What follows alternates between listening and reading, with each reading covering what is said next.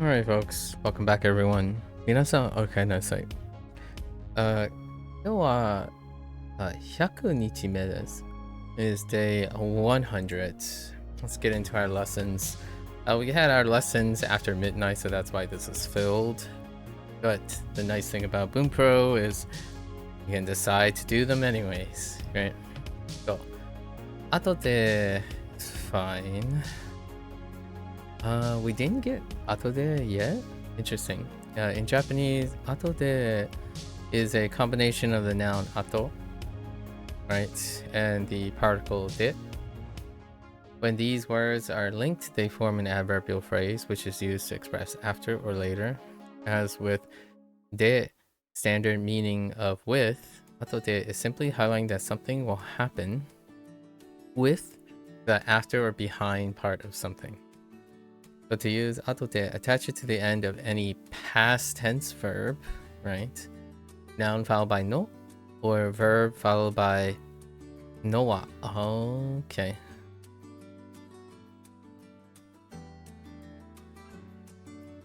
So, interesting. Right, because it's going to be the act of doing it. Like to do something. And it needs a nominalizer. 勉強するのは食べた後でいいよ。 This is probably where I got lost in the 後で thing.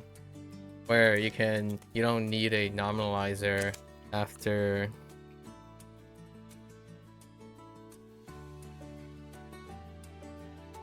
You don't need a nominalizer after the past tense of a verb.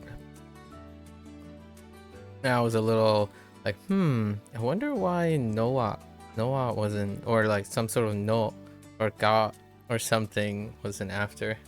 Usually no. So that fills in that. 仕事の後で飲み会に行きます。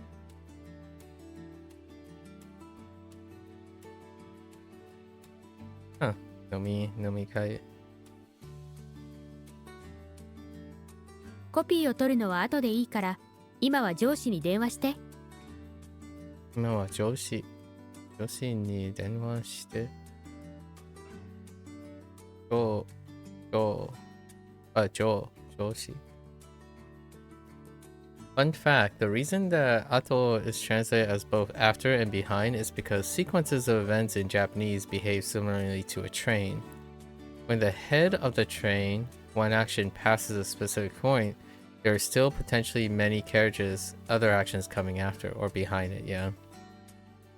It's similar in Chinese as well.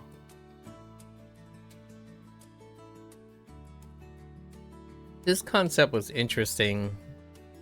When I was growing up learning about English, this concept was quite interesting to parse because I had to understand the relationships between after and behind versus like later and before, in front of, or another word to say has yet to come situation. Atode may also be used. Now it's actually a little bit more normal for me to think of after and behind as kind of mutually separate concepts, but after the last couple years, it feels like home again. Atode may also be used to alter the meaning of an entire phrase by appearing at the front, right? I call these like transitional. These are either transitional phrases or sequence phrases, but transitional is what I typically refer to because the purpose of them is to create transition between the previous, what was said previously or after. Not that they're being used, because atote could simply mean to state that something later is going to happen, right? However, you can use these as transitional things, like, oh, now I'm doing this, later I'm doing that. So it would act as a transition. And honestly, in a very crude and direct way, I think the lack of using transitional phrases between texting is kind of a deficiency. Personally, a deficiency in state of thought when it comes to online. While it might not seem disjointed to other people when they type, there's a complete lack of transitional words between statements. So oftentimes when I'm trying to follow their flow of logic, most of the time the conversations are so short, and as an allusion to yesterday, they're often trite. They're trite to the point that most of the comments are disjointed. So I have to like take into account whether the comment that's being made is related to the prior comment. And oftentimes, in my opinion, it's due to my inexperience personally that I don't necessarily talk to a selective group of people. So what happens is typically when they talk, they have a natural logic that might seem normal to people in their in-group, and for myself, following logic is really difficult. So,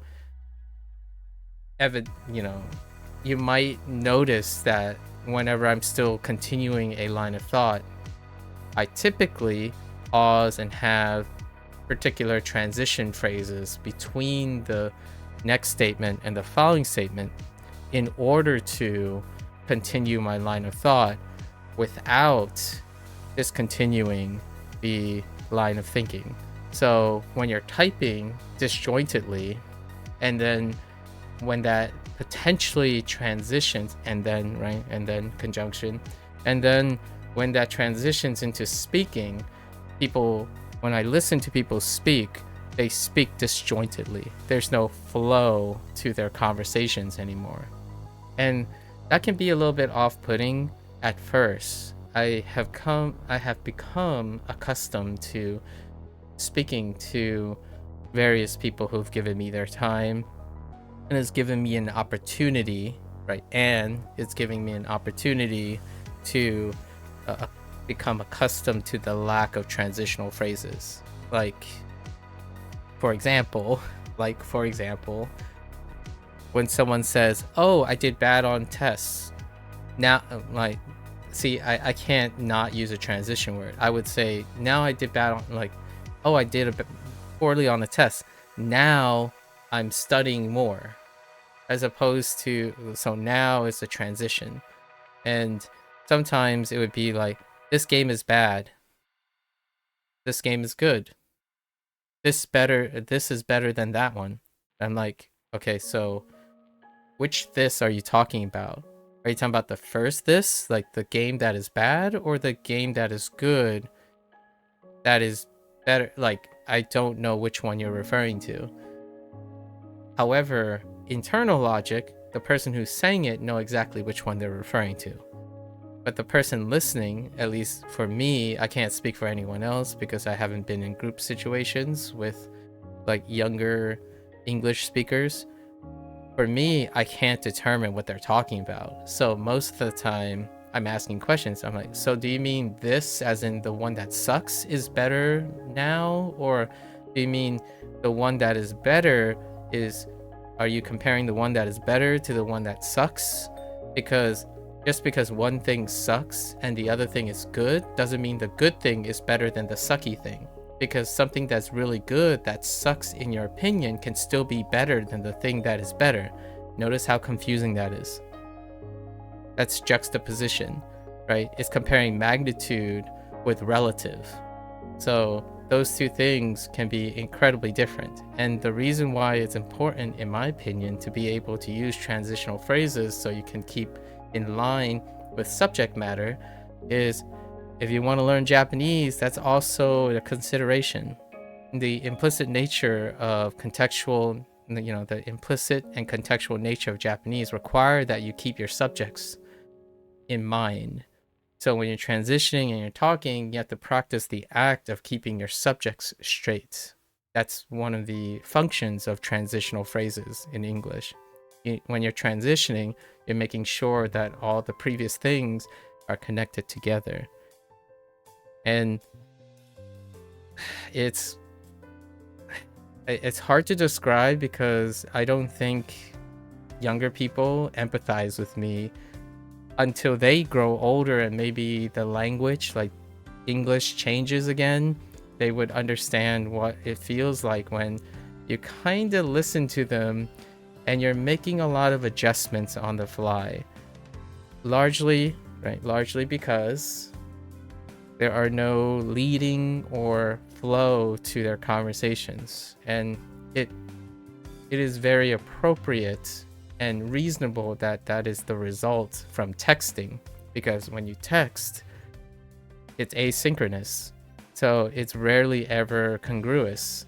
In fact, to the point, I don't think people nowadays practice assembling a very longer idea that requires transitional phrases. And atote, like that time was conditional phrases. It's getting closer. Like, I'm excited because it's getting closer to me figuring out all the transitions and all the conjunctions and subjunctive clauses that I can put together, so when I say a sentence, it doesn't sound like I saw a tree. That's a tree. That's a mountain. That's a park. I would typically say, that's the tree in the mountains next to the park that I see. Or I see a tree in the mountains next to the park. So that's kind of what's happening, and I like it. Well, obviously, I'm excited to see when I'm encouraged to make complex sentences and then use complex sentences with transitional phrases. So then you can contextualize compound sentences and create a paragraph that is transitionally dependent on each other, as opposed to writing a paragraph where you state like 3 or 4 separate points that don't connect with each other, or like they're not explicitly written to connect with each other, which is how I often see myself when I was younger and my classmates reviewing our essays. They're typically void of transitional phrases. So it feels like the stuff is never kept in mind together. There is a crutch to all of this, though. Or there is a problem all of this. I am making the assumption, and this is a really big assumption. I'm making the assumption that when people talk nowadays, they actually do intend to connect the ideas together. The reason why I'm saying it's an assumption is because oftentimes when I talk to someone about their ideas, they aren't actually connected to each other. They are compartmentalized.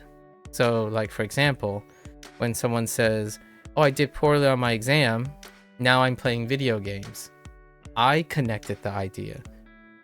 They did poorly on an exam, so now they choose as a cause to play video games now.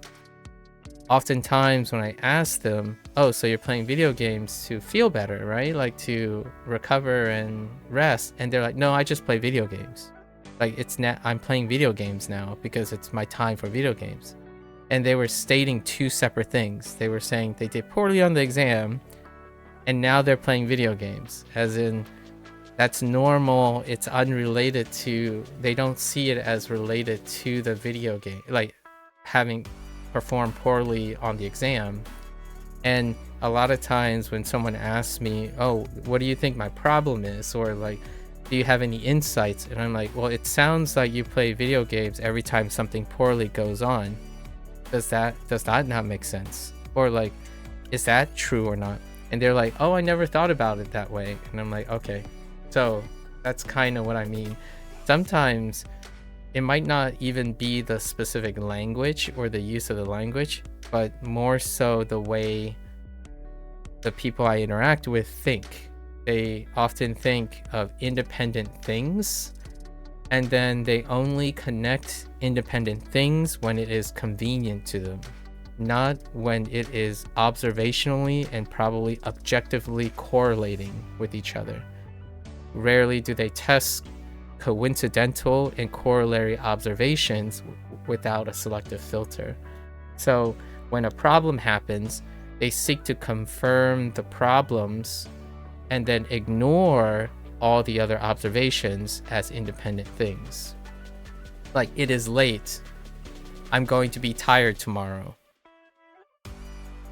So the inference is, it is late, so because it is late, they're going to be tired tomorrow. So there's a leap of logic, right?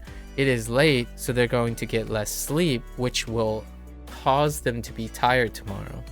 That would be the transition phrases to get to connecting the ideas.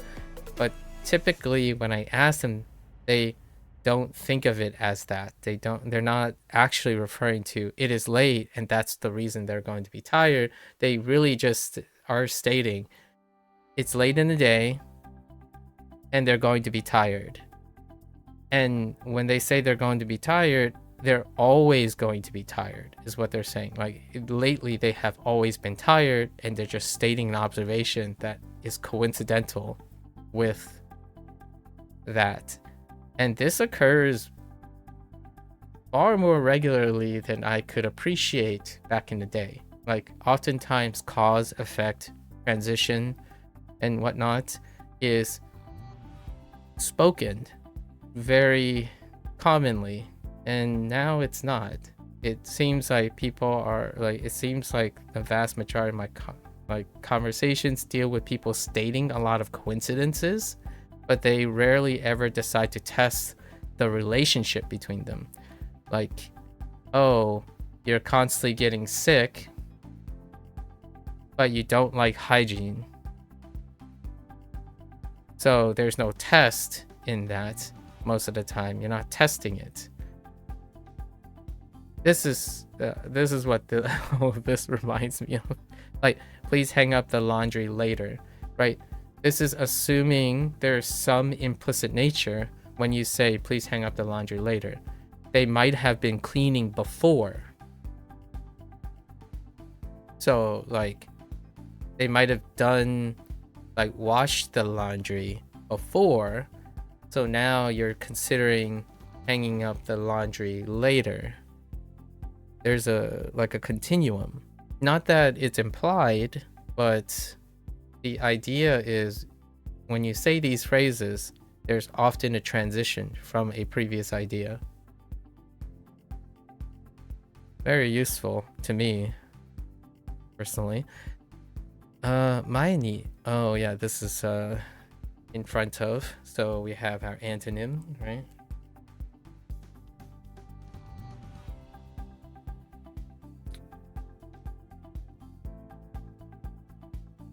And then what else we got? What does it's early lead to? Oh, you mean for my contrast with it's late? It's early, I have time to procrastinate. That's usually what is inferred if I were to take a guess. It's early, so I still have time is the transition. If you are younger and someone starts with it's early, in a blatant way, it's implying that they still have time to slack off. Or they have plenty of time to, like, vibe. That's what would be my equivalent. They don't really, like, when I mean they, I mean the younger crowd wouldn't actually legitimately say that. They would simply say it's early, or it's early, also hard to tell. So it would lead to it's early, it's hard to tell. Or it's early, it depends. That's probably, those are the common lead-ins, or at least for English at the moment. You also don't know how to vibe. You don't use that word because you're not part of the newer generation. Yeah, I'm not either. I use the word vibe to create empathy. So, like, a lot of these words that I'm using are my attempts to empathize with others, because it would be very disjointed and it can be exhausting if you're constantly projecting something that they may not understand. Yet, the idea is to connect the vibe with something else. Like, for example, it's early, so you can get a head start. That's kind of the early thing, right? The early bird gets the worm. So, it's early, so get started. But usually, it's early leads to, I still have time to procrastinate. Which is not the words they would use. It's more like, it's early, there's still time to vibe before like actually doing work. For a younger crowd. For myself, when I was younger, I would say it's early, so I still have time to like enjoy myself, not focus on a task or something. And I legitimately would say it's early, so I have time to procrastinate if I were to like take accountability for myself, as opposed to using the word vibing. Vibing is the new age term, so that's how I would establish empathy with someone. Vibe is to kind of hit cruise control a little bit. Cruise control is like a millennial term. Nowadays, I think cars have some sort of automated assistance that is reflectively a more dynamic cruise control, like in-lane assistance and all that stuff. Cruise control, I still think it's a button on most vehicles, but you're just cruising, vibing. Anyways, pretty cool. Times have changed, and it's kind of interesting to adjust to the times. Teita was doing, Teita, to convey that A was happening or that somebody was doing A in Japanese. Teita, so ita, past tense of iru, or teimashita will be used. Teita is a construction which uses the conjunction te and the ichidan, verb iru, in its past tense form, ita. So let's look at it. シャワーが壊れていたから2日間もシャワーを浴びれなかった。They speak so so quick. Okay. Okay. Right.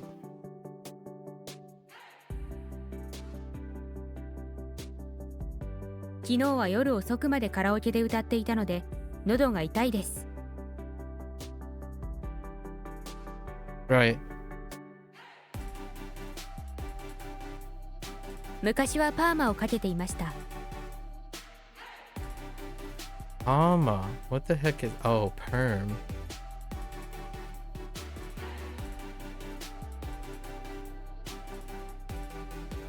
Interesting.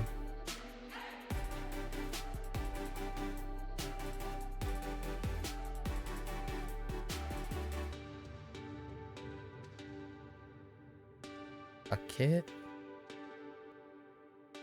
出ていました。Okay.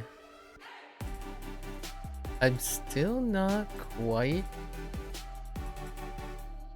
I'm still not quite sure which one this is. Which car this is. But I'm guessing it's this motion.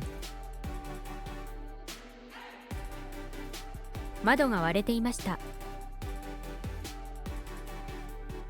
Yeah, that's most definitely Smash. Sometimes data is used to express things that are still ongoing but the speaker's not sure about or would like to politely advise the listener about. This is very similar to the way in which English used A was doing B. Oh, okay. Like an advisory one. Like that guy is still at the, that guy is still sitting at the bus station, or the bus is still broken. Not that you know whether the bus is broken or not, but it was broken at some point and it might still be ongoing. So it has broken. It might be fixed now. You don't really know, but it did break in the past tense. Yeah. お父さんがその椅子に座っていたから、こっちに座りな。Okay. In this example, although the action of sitting is not finished, we can imagine a speaker suggesting that Dad was sitting here, and he still is, but, right, he just went to get a drink, right? The same kind of sentence could be used when the speaker has walked away from where their dad was sitting and doesn't actually know if he's still sitting there or not. Exactly. And I was using the bus breaking as a situation because I was thinking of things being smashed and broken instead. Interesting. All right. And then this is related to, yeah, we need to know the te form in order to use this phrasing because you have to conjugate the verb to the te form, and it looks like the te form is you don't have to do anything else. Sometimes you have to like change the verb accordingly as well. And then u, so u for past tense of like godan, and I guess godan is because, oh no, ichidan is because iru is an ichidan verb. I keep forgetting that u stands for ichidan and then ru verb stands for godan, even though I just simply use ichidan and godan as the term. Okay, next one, ni in frequency. What other ni? It'll be down here in this section. If so, I don't think we've used ni. Do we have an entry for a ni in position yet? No. Oh, ni is in the. Oh, this wouldn't be related to it, but we have ni when it comes to like the target or destination already, which is in contrast with de. Or it's related to de. When the case marker particle ni is used, sometimes it has a nuance of frequency. This means that it can be utilized to describe how often something happened is done. In this grammatical structure, the time frame is followed by ni. Yep. Then followed by the number of times that you would like to say that something happens. In this way, ni keeps its regular nuance of being a goal, right, or destination within which something else takes place. Fair enough. 私は1ヶ月に1回友達と遊園地に行く。Yeah, once per month.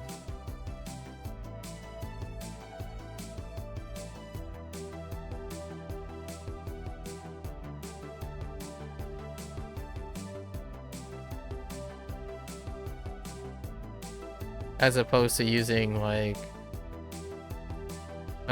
maitsuki.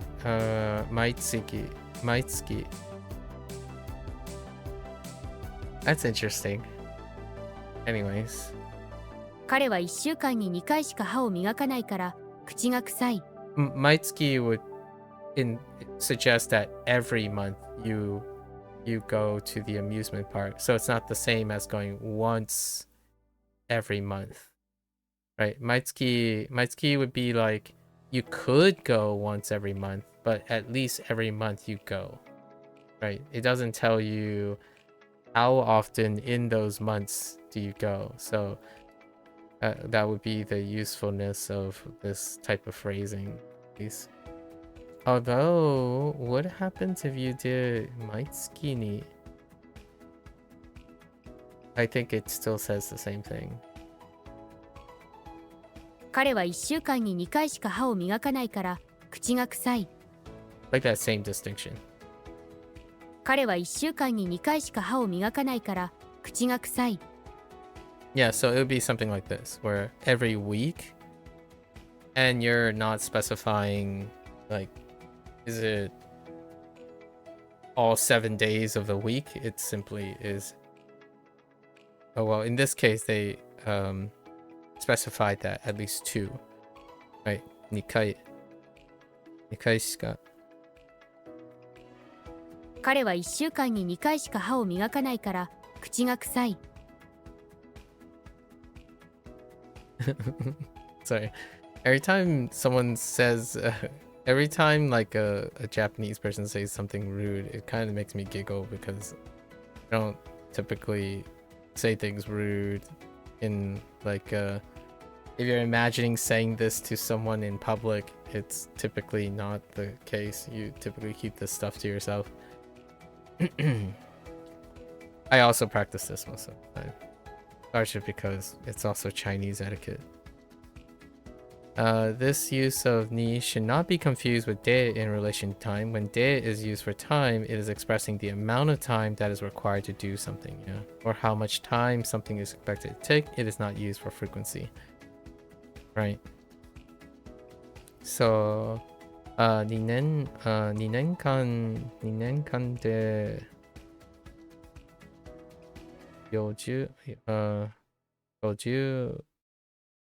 50万円も save 貯めた. In 2 years, your addresses express the amount of time that something took. Okay, due to this, you can think of ni as making a portion or portions of time instead of a larger space of time. Fair enough. Within which something happens. However, de marks a whole space of time, which, yeah. Fair enough.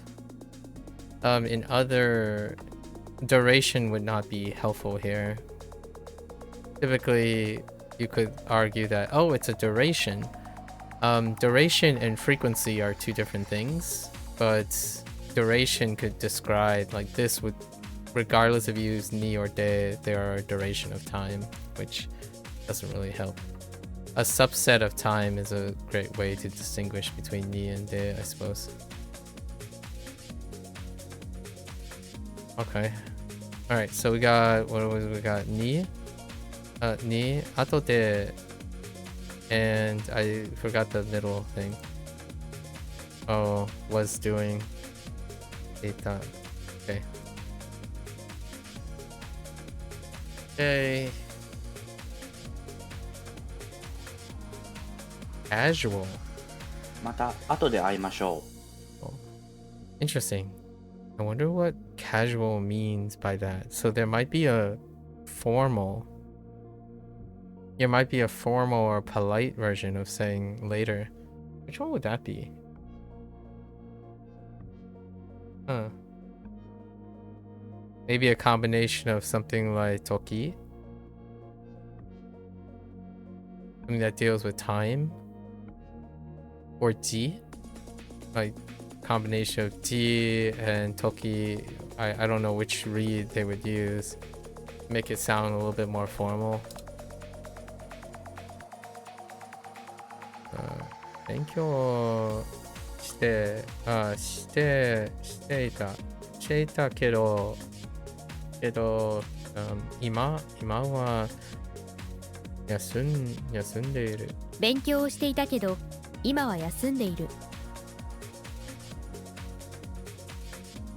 1年に3回くらい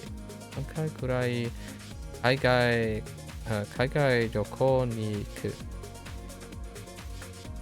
1年に3回ぐらい海外旅行に行く。海外旅行。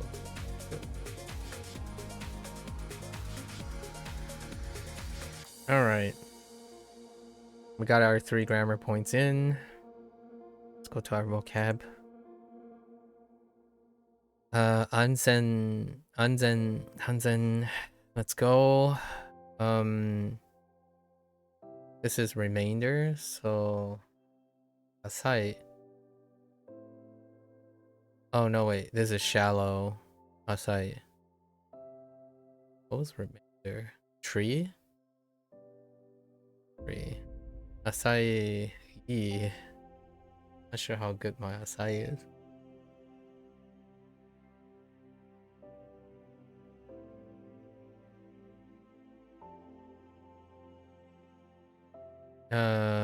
Shallow would be, I want to say Shin, or It might actually just be asa. I got nothing else. I don't remember sen. No use outside of, no onyomi use. Asa. I might need to reinforce this. We'll come back and reinforce. This is not hin. This ends up being mono. So shina mono. This is special. Mono. Special read. Might have to write something for shinamono. By jerk reflex, hinbutsu. Hinbutsu would be the double on, but shinamono special. Less frequent read. This is hantai. Just whatever opposite of something else. Just the opposite of everything else. Opposite and against.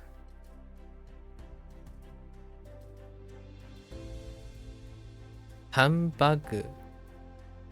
Handbag. Handbag.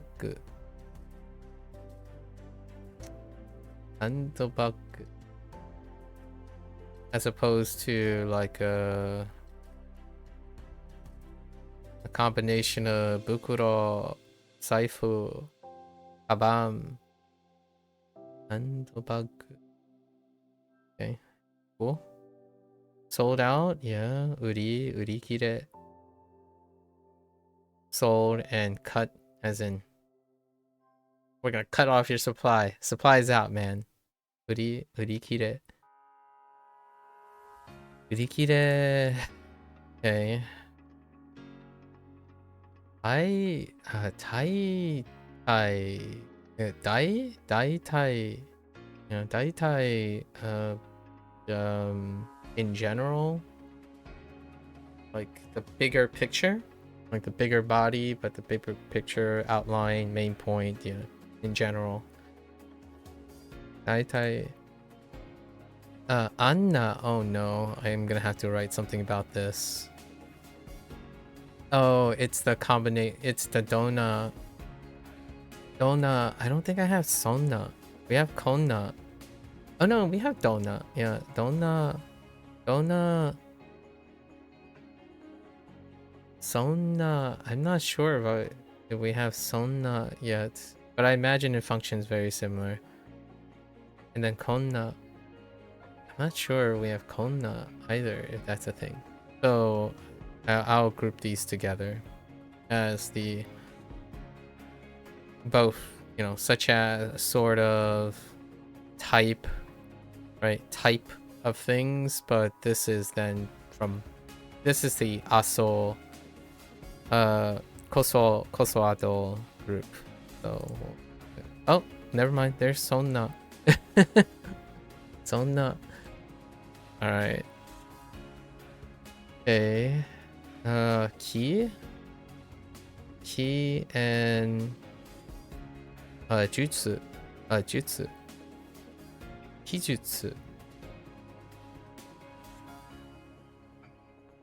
No, Gijutsu. Art and craft. Gijutsu. Oh, technique is okay. Technique would be my default. Gijutsu. Gi. Oh yeah, yep, gi. What are you? Mezurashi. Mezurashi. Okay. Denki. Denki. No, denchi. Denchi. There's so many. Fairu. Fairu. Oh no, how do you type? Probably FA. Oh, there's label. There's label.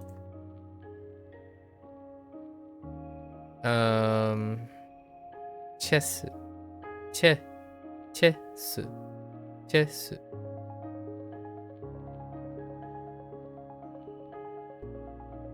Oh wait. Check. Not chess. Check. Holy.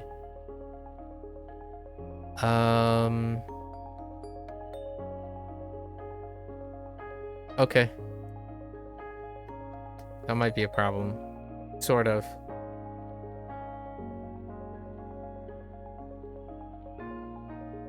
It does work though. It does work. 異常. Oh no. Yeah, 異常. 異常. Not 異常. 異常. 異常. 異常. Which is more than 異常. Not less than, yeah. Double negative. Okay. Participate. Sanka. Carry? What is carry? Box. Hokobu. That's it's a non-traditional mnemonic. This is mnemonics before mnemonics. Before the Wanikani era. Someone once told me, it was Blaze, once told me that you can, like, to carry something, you carry it in a box. And then hako is, I mean, hako, sorry, not hoko. Hako is box in Japanese. So hakobu is to carry. Before the time of Wanikani, alright, of course, ika is less than.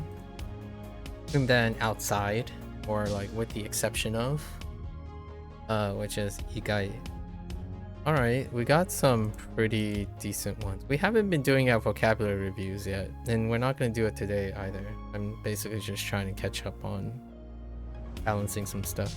I think the vocabulary is still looking like... I think I've learned a lot more katakana, like loan words, than I've learned Japanese words.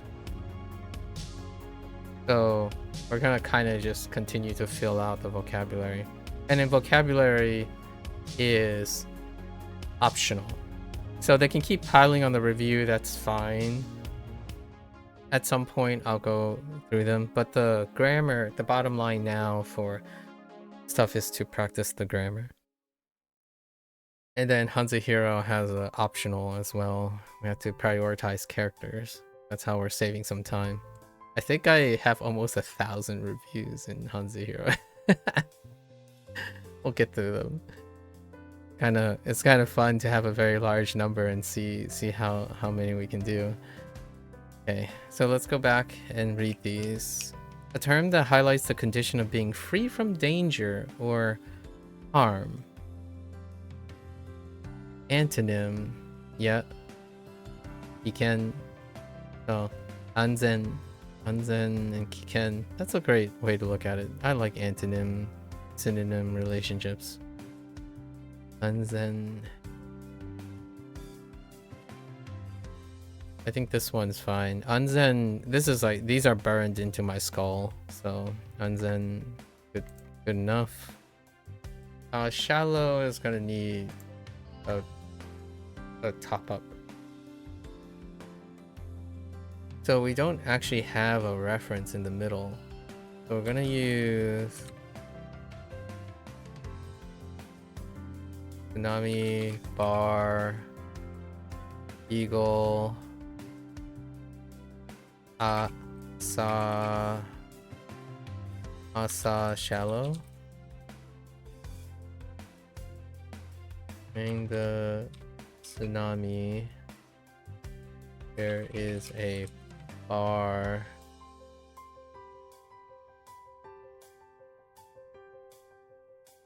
in eagle rests on top of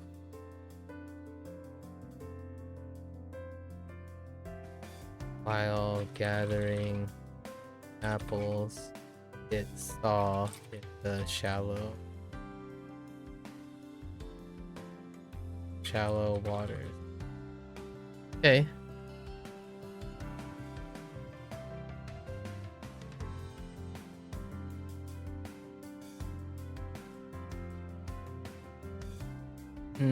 This one's gonna need a reminder too. Refers to products or items that are sell or being discussed. So let's write our compound words to, or compound characters. So product or jukuko, right? Products, products in. I think I should write it in this way. No, I think we segregated it. Product in. What I see is product in things. Butsu. Then we have shina. She, or just do she na.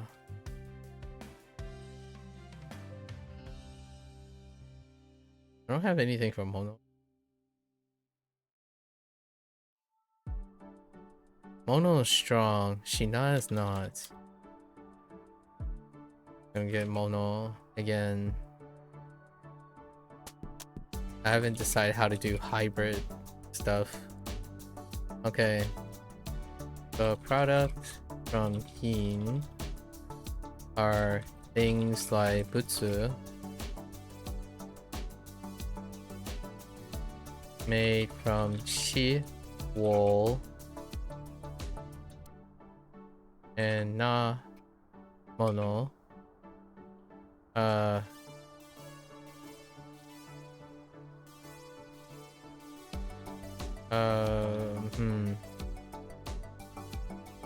Mono goods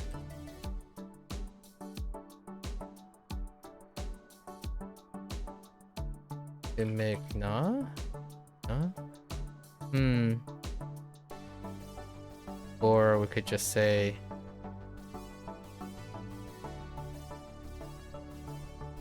no, that's fine.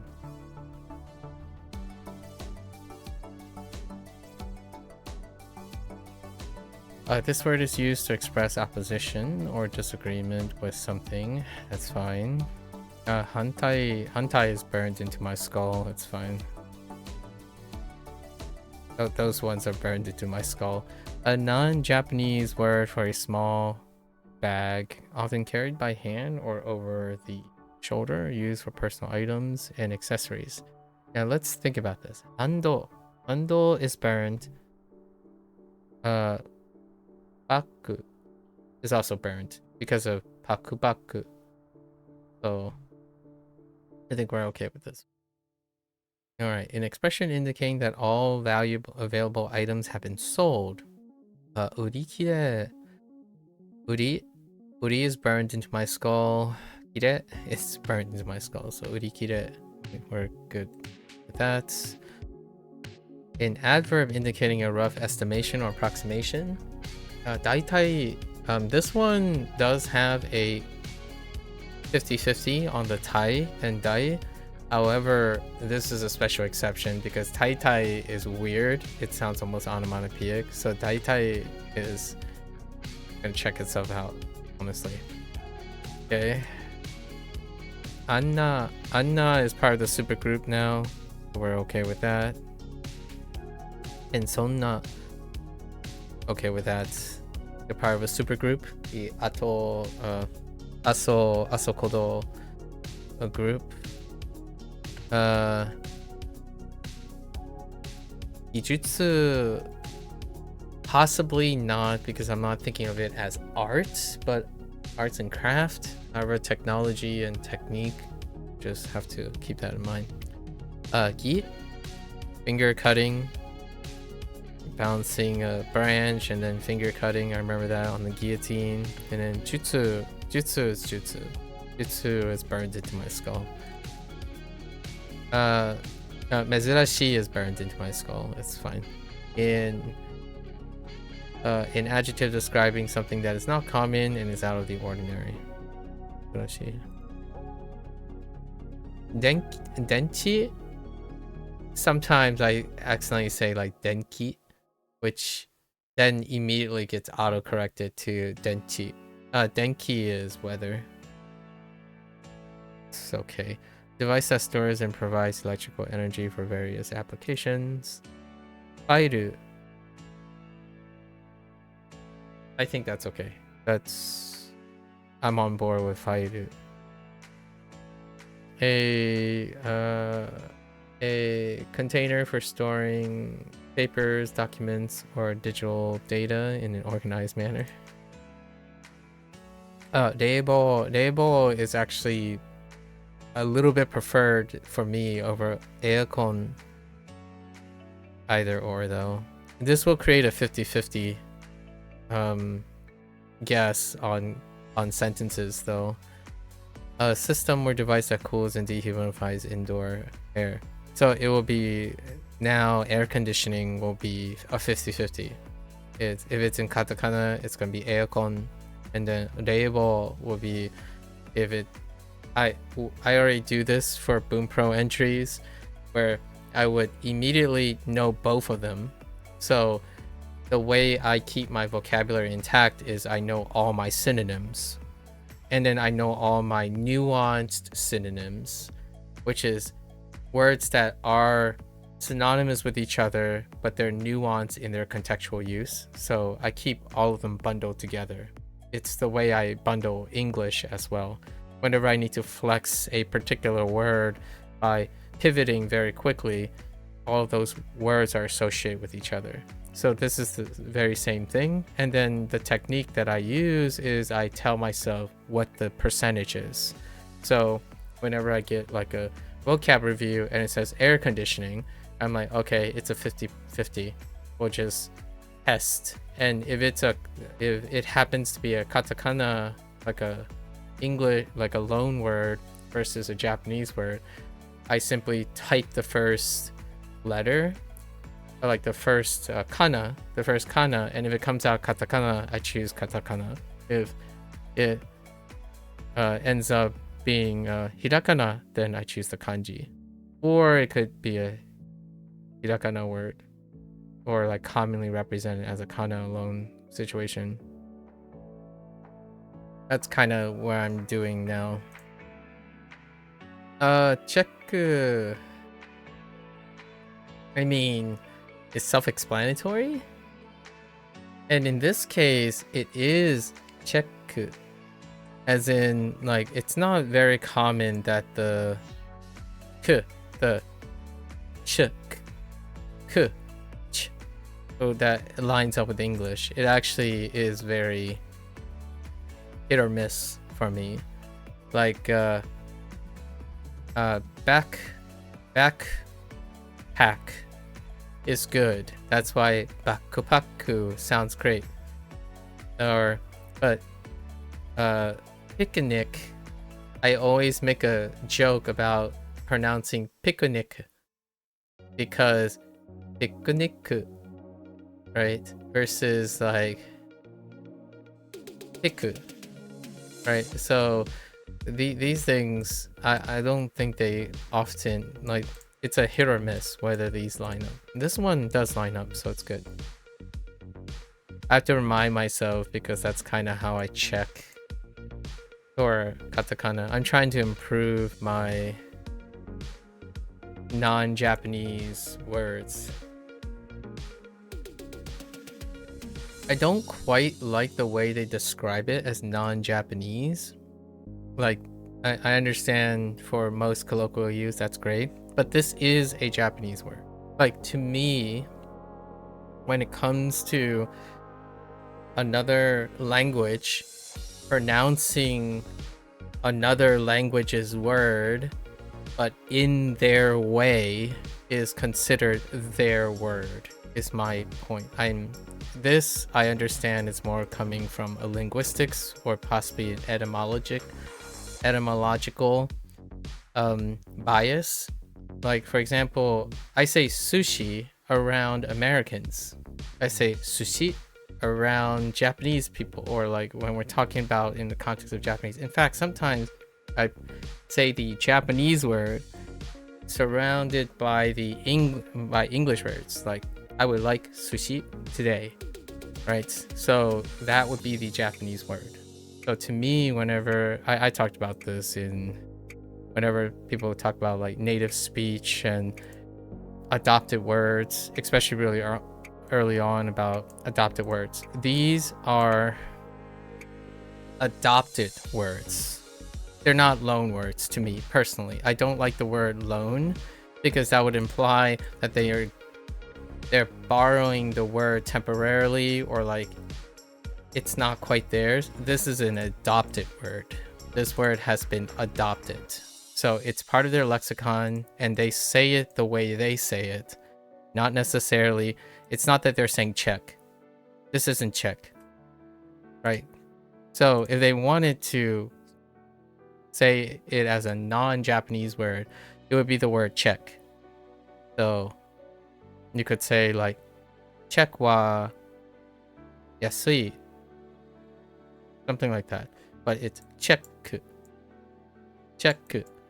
So that's my stick. It's semantics. I'm not like upset, or at least I don't think I'm upset.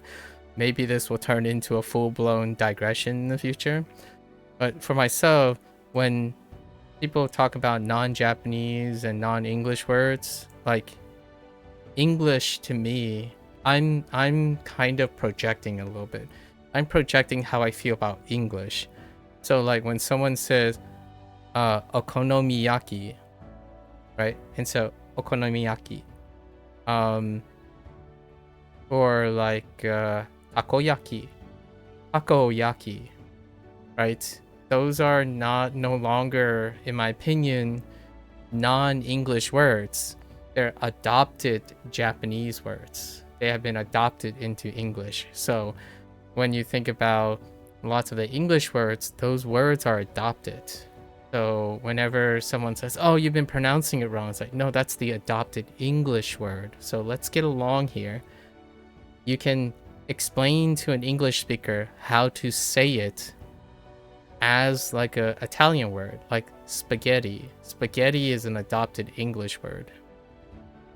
An Italian person can explain to an English speaker what the Italian way of saying, I don't know how to say spaghetti in Italian, but the idea is the Italian word is the way Italians say it.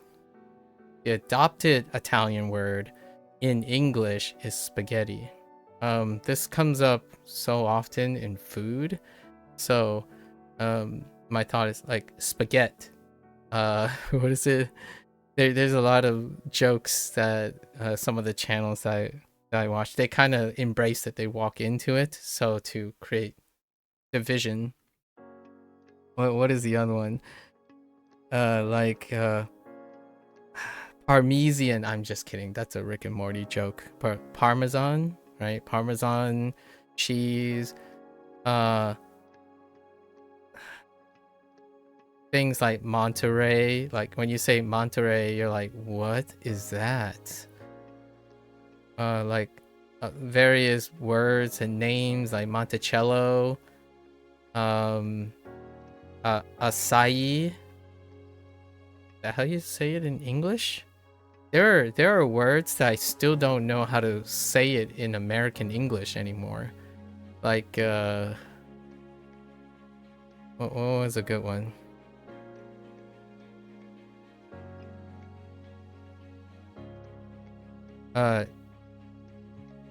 Maybe like Chipotle. Chipotle might be something different too. I mean, I've heard Chipotle before, but I'm talking about like, I think Chipotle might have a different pronunciation. I don't know what it is. I think the adopted English word is Chipotle, but I'm not sure where the origins of that comes from. I think this is a really big topic point. It's a point of pride, right? Oftentimes, and I think for some reason, from an English speaking perspective, at least in my opinion, there's less pride when it comes to the origin of things, like when you adopt something. So it's almost as though like when you adopt a word, it somehow is filthy and adulterated or second rated. That's kind of in my opinion, not so much discriminatory or not so intentionally malicious, but it is a form of discrimination. Like, you're discriminating, not like, we're not talking about like racial things where you're attacking someone. It's to discriminate. So non-Japanese noun pronounced in Japanese is not non-Japanese noun. It's a Japanese noun that is an adopted English word, in my opinion. And that might be a little bit ethnocentric here because I'm American, or I was raised in the United States, born and raised in the United States. And when you adopt something, it's prideful. Like, it's great to adopt and diversify your language, right? In fact, they could just, there's a chance, you know, if they really want it, in my opinion, in Japanese, they probably could find a system where they simply convert everything into a kanji, right? Like, they could create a different system, which this is a different system. Like, this is not an English word, because if you look at this, do you know what that English word is? You could guess what that English word is. Chekku. And I'm like, okay, so what do you think chekku means in English? And most would say, well, duh, it sounds like check. So it's got to mean check. It's like, you better check your presumptions, because that's not true for a lot of adopted English words. Like, what I mean is, like, there are Japanese words, adopted English words, that are pronounced Japanese, and they don't mean the same thing as the English counterpart anymore. Like, they really don't mean the same thing anymore. So that's what I mean by adoption. When you adopt things, you take pride in it, at least in my opinion. But I understand from a Japanese perspective, that might be like adulterating. It could adulterate the purity of Japanese. In fact, a lot of times English learners, right, like, or English speaking Japanese learners adopt that perspective. They get really angry and they get like annoyed that, hear me out, this is related to Bunpro. Bunpro, every once in a while, like a week or two, there's gonna be a thread of someone complaining that, why are we spending so much time learning katakana words? They're not even real Japanese words. And my first thought is, what do you mean? Japanese people use them. But yeah, but those are like not Japanese words. I'm like, well, this isn't an English word either. Like, when you see this, does it look anything like this? It doesn't. So that's what I mean by, maybe we can think of it as the glass half full, or like harmony, because when I'm speaking a little bit like an American, when Americans adopt things, at least in my opinion, they kind of take pride in it. So like American Chinese food, Americanized things, there's semblance of ownership, like shared ownership, which is not reciprocated, in my opinion, very often outside of the United States. Especially if it's in a monocultural country, they typically see that as adulteration. Right. The adulterating the purity of something. And it's ironic because foreigners are more offended than, I'm not saying Japanese people have this perspective. I'm talking from the perspective of someone who's learning Japanese, where a foreigner would be upset that they're learning words that they know in Japanese. But honestly, do you know this? Because oftentimes, I already talked about this, one of the hardest mechanics to me is figuring out what these words mean, because it's interference. I keep addressing these things like they're English, right? And that's not what I'm doing now. I'm focusing on the characteristic of what makes these Japanese words, adopted English words. There's a movement of people who speak English without any French or Latin origin words. Oh, they call it English. Oh, that's interesting. Yeah, I remember, what's his name, who talks about it. One of the etymology people. He did a really wonderful video where he spoke in entirely French or Latin. He was really more focused on French, like English with French words versus Germanic words. And he talked about the contrast despite there is greater than possibly 50% in like French and Latin, but he was doing the French thing. And then there's less than 50% Germanic.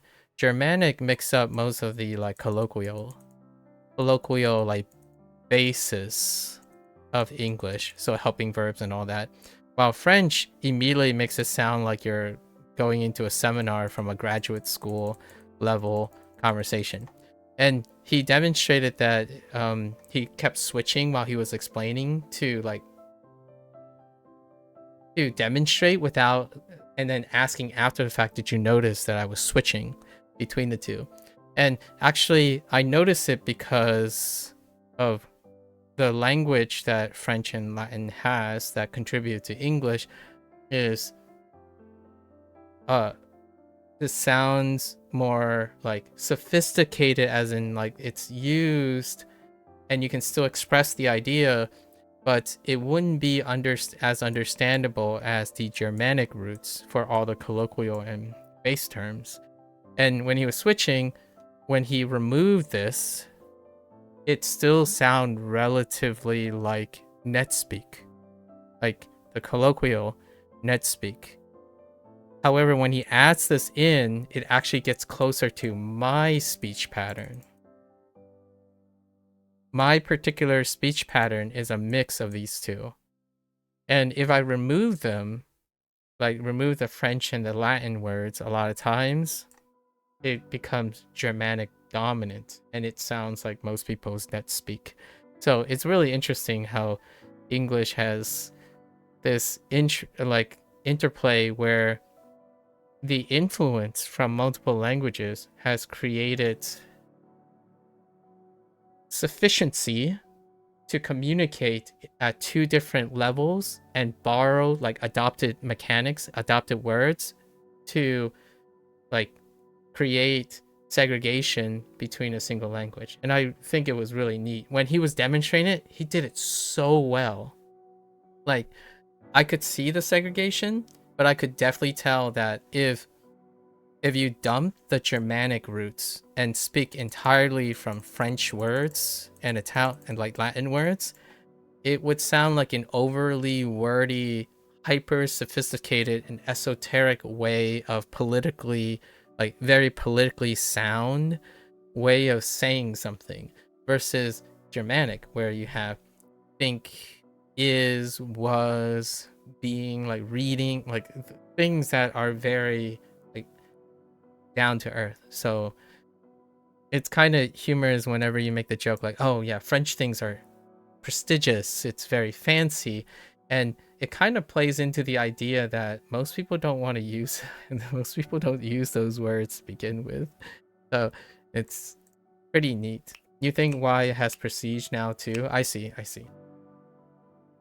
Yeah, I like the guy's demonstration. He was very good. I mean, I don't know if he does it naturally or not, or if it was like he was rehearsing. The guy is really good. It's I forgot his name, but he's the guy who has Arabic origins. There are two of them. Etymology Nerd is the one that I usually refer to because he talks about NetSpeak most of the time, like algo, current algo development. His book is on algo, right? Like how the algorithm is affecting the way English is being used. And this guy, the two of them are quite similar, but this guy has the eccentricity that I typically have in my background. I do social experiments while employing. This guy is a lot more grounded. Like he has a smoother, less anxious, like very linguistic forward, etymological, like professional way of thinking. This guy is like a bundle of energy and he has a lot of like idiosyncrasies that I can really empathize with, which makes me feel at home because I don't strictly feel that I can ever achieve the level of and let me go find his name. I should really get used to finding these two. They're related. Like the algo always relate them to because of their presentation. The way they present themselves is similar.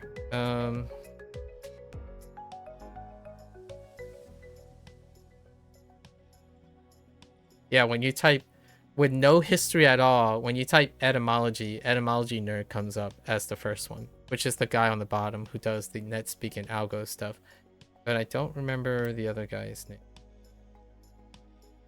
Who the one video that I saw about the other guy is he invented the bird language. Or was that the etymology? I forgot who made up their own language. Like they do this for fun. Either we learning Arabic next? No. I really like his thing though. It's very professionally done. He was talking about tonalization. I think the tonalization video of Korean was this guy. Hang on. Let's see if I can find him through that.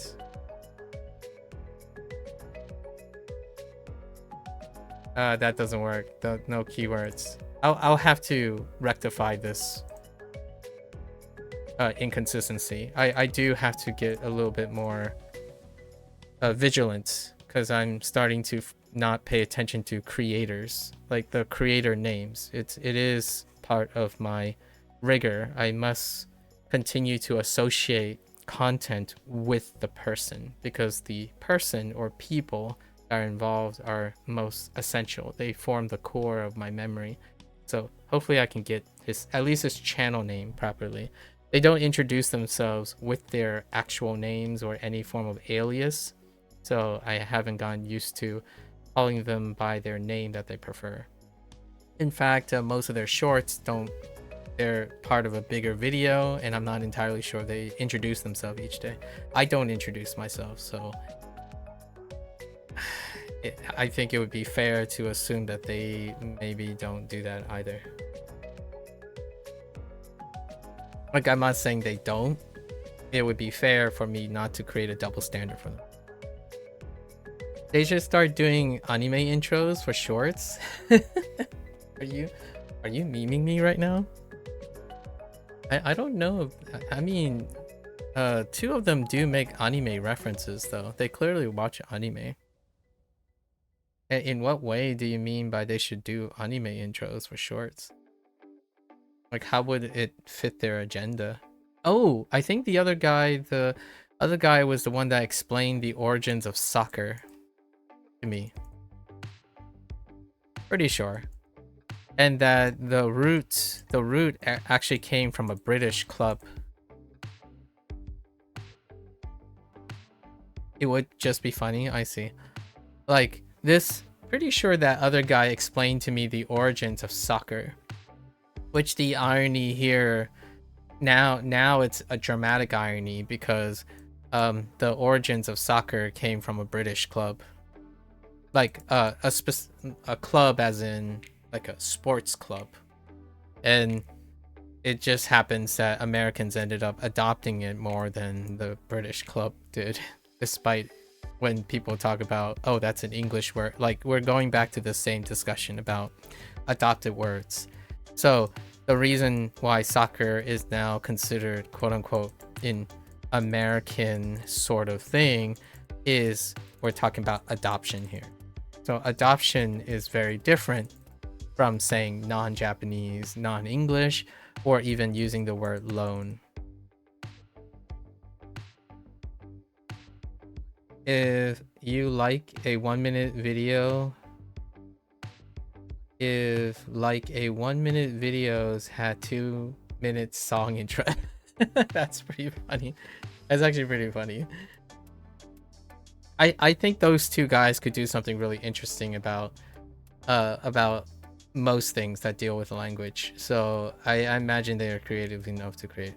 They occasionally drop anime allusions here and there. Like, you just don't know when, but they throw it in there from time to time. A JoJo reference, a One Piece reference. It's fairly nonchalant, which is kind of how I go about things too, you know? Like one day it's like, oh yeah, that sounds like that character, man. We should name this character Asuka, you know? She's kind of fiery and red. I don't say where the reference is coming from, but for those who know, they know which Asuka I'm talking about. In before I do some really poorly German phrase just to hit, you know, just to the nail in the coffin. Anyways, check. Alright, let's move on. This one is fine. Ijo is in my forehead. A word highlighting that something is more than or surpasses a certain point or level. Sanka is pretty burned. A verb expressing the act of taking part in an event, activity, or group. Right.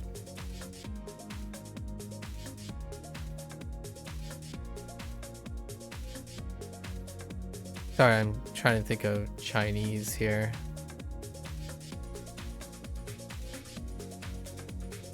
Sanja, Shanja, Sanja, Sangja. It lines up. That's fine. A verb describing the action of moving something from one place to another, usually through bearing the weight with your arms, right? This is the akopu. Akopu is burned into my head, not because of Wanikani or Duolingo, it's because of someone else. Someone who I met 2 years ago. A term that indicates something being less than or of a lower rank or level, right? Isa. Ika. Not Isa. Ika. A word indicating exclusion or something that doesn't fit within a specified category, right? So outside, in comparison. So, Ikai.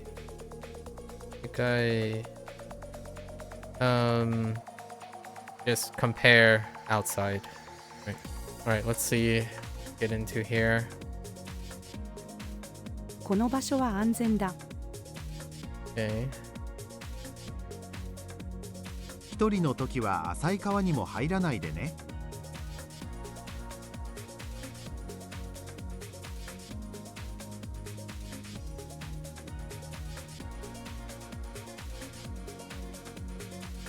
この品物はとても安いのに性能も良い。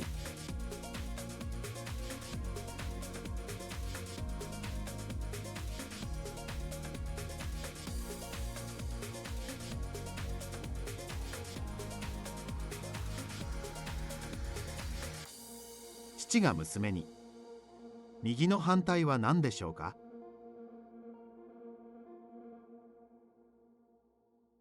そのハンドバッグは誰のですか？ Look, I don't know which one, but when they invent their own conlang just for fun, that is ridiculous. Or I think the other guy, the one with Arabic descent, he also, like, he's the guy that people were taking requests for him to pronounce like cursed words or like using the notation. I'm not sure if it was like the EPA or not, but like the different the different weird notations on how to make the sounds. I remember that's when I enjoyed watching like the shorts series that he has, because people would send him like, oh, how do you say this word? And it would be like all the diagrams. I didn't ever learn how the notations work with like the vocalization stuff, but it's fun to see him explaining how the representation like of a glottal stop and aspirated whatever. There were a lot of terms and I couldn't possibly follow that. it was fun to see him do it. Or attempt to do it anyways.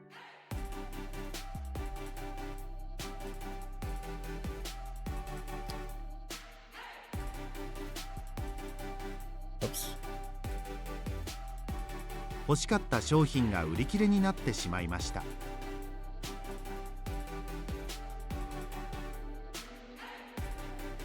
They are truly specialists in what they do.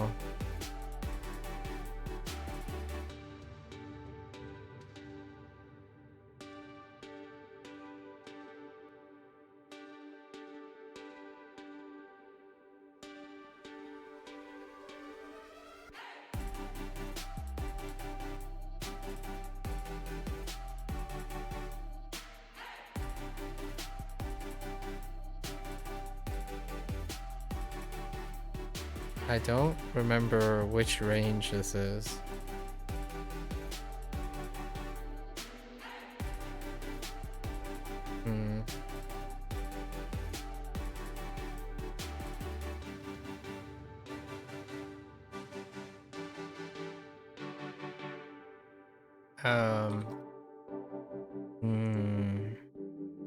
Oh, that's what they mean by that. Okay.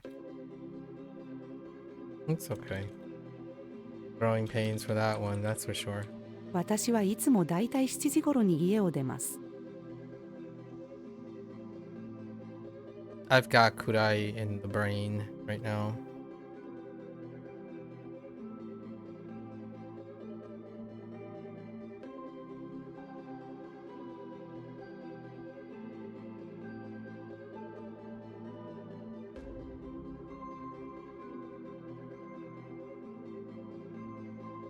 Okay. This one is gonna be somewhat of a 50-50 because of あんな人は知りません。and I don't think I can tell if there's some sort of particular way to know. Yeah. 彼がそんなことをしたの？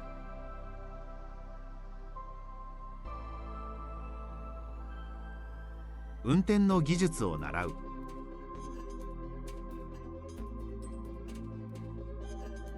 このハガキはとても珍しいと聞きました。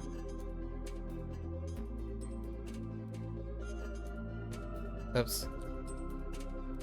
もうこの電池は使えません。Sometimes I have a common typo. I think when I type she, I think I'm typing chi. And then rarely do I ever think I'm typing chi and I accidentally type she. That's something dealing with my mechanical fingers. ファイルを間違えて消去する。Like the mechanics of typing on the keyboard. とても暑いので冷房を入れよう。It's kind of very similar in Chinese. Whether I think it's tone 1 or tone 4. Sometimes I hit 1 when I'm thinking 4, and then sometimes I hit 4 when I'm thinking 1.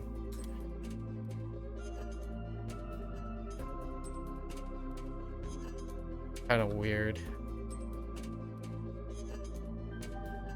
How you... 手荷物をチェックする。Reverb.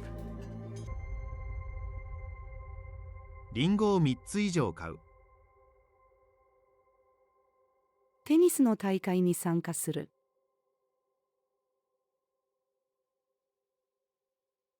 荷物を運ぶ。このみかんは100円以下だ。私は日本語以外わからない。Hey. Oh, that's a good phrase. All you have to do is replace ego. Or like Nihongo for ego. I'm making a joke because of the Asian joke in the United States where you like feign ignorance about whether you know how to speak English or not. I always thought it would be pretty funny to say like, but when someone tries to speak to me, it's like, oh, no hablo inglés, and then the person's like, wait, what? You're clearly, wait, huh? Like, yeah, no hablo inglés, por favor. Solamente español, por favor. Right. And they're like, wait. So you don't even speak Chinese? I'm like, no. 我不可以说中文. You know, español, por favor. Let's see. Let's do our grammar. We got 9 grammar, and then we're moving today. Okay. Let's see how terrifying this is.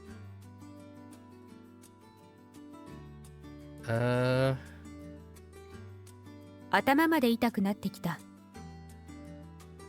That's kind of hard to say. 痛くなってきた。頭まで痛くなってきた。痛くなっていた。痛くなってきた。It's kind of a mouthful right there. Okay, by deadline. 10時までに帰ってきてください。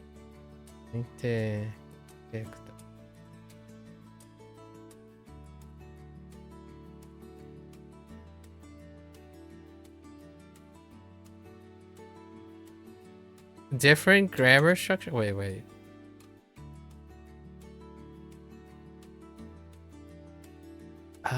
Different grammar structure.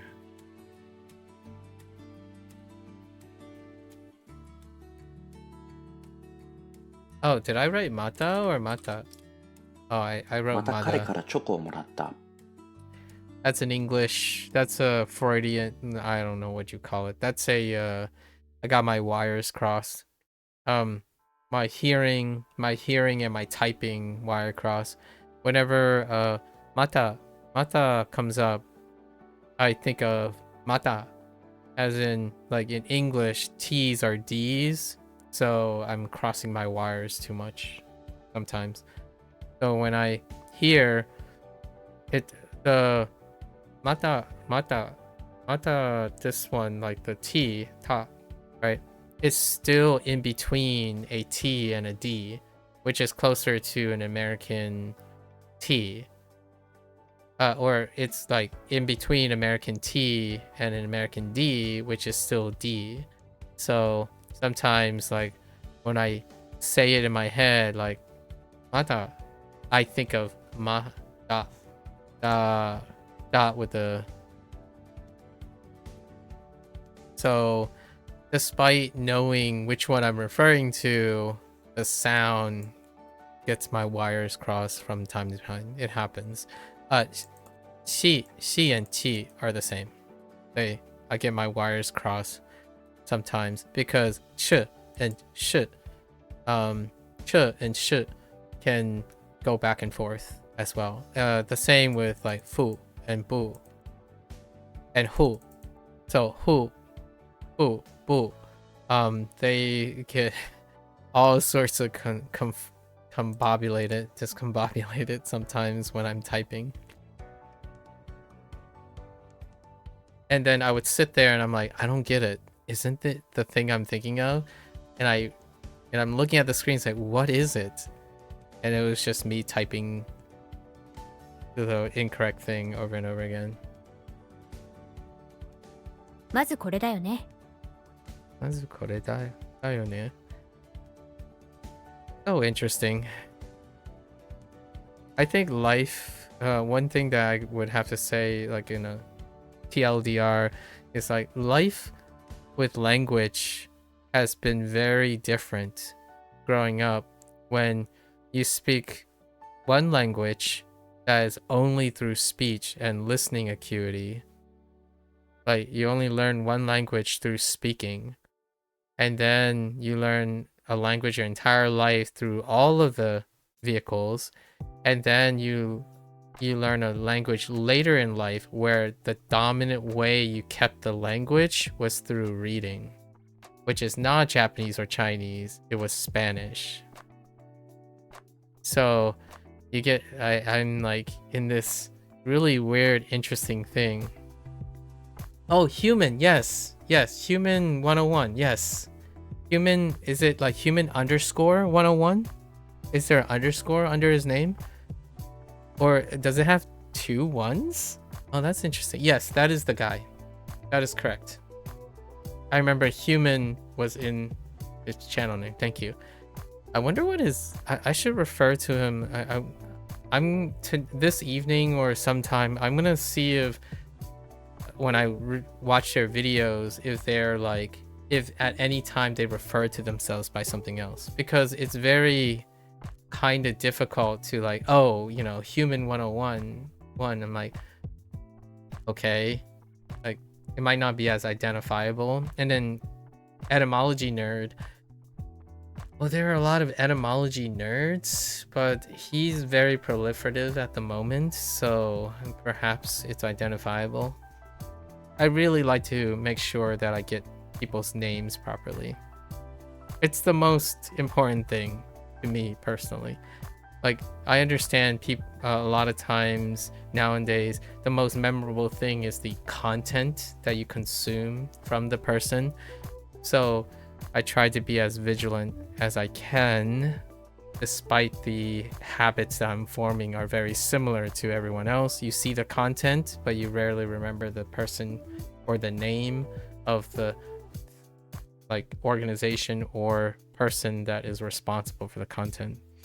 And that is definitely one of the, so we're gonna say the temporary symptoms of short form format, because usually there's no time for that. And it kind of leads to your funny thing about you doing a 2-minute song intro.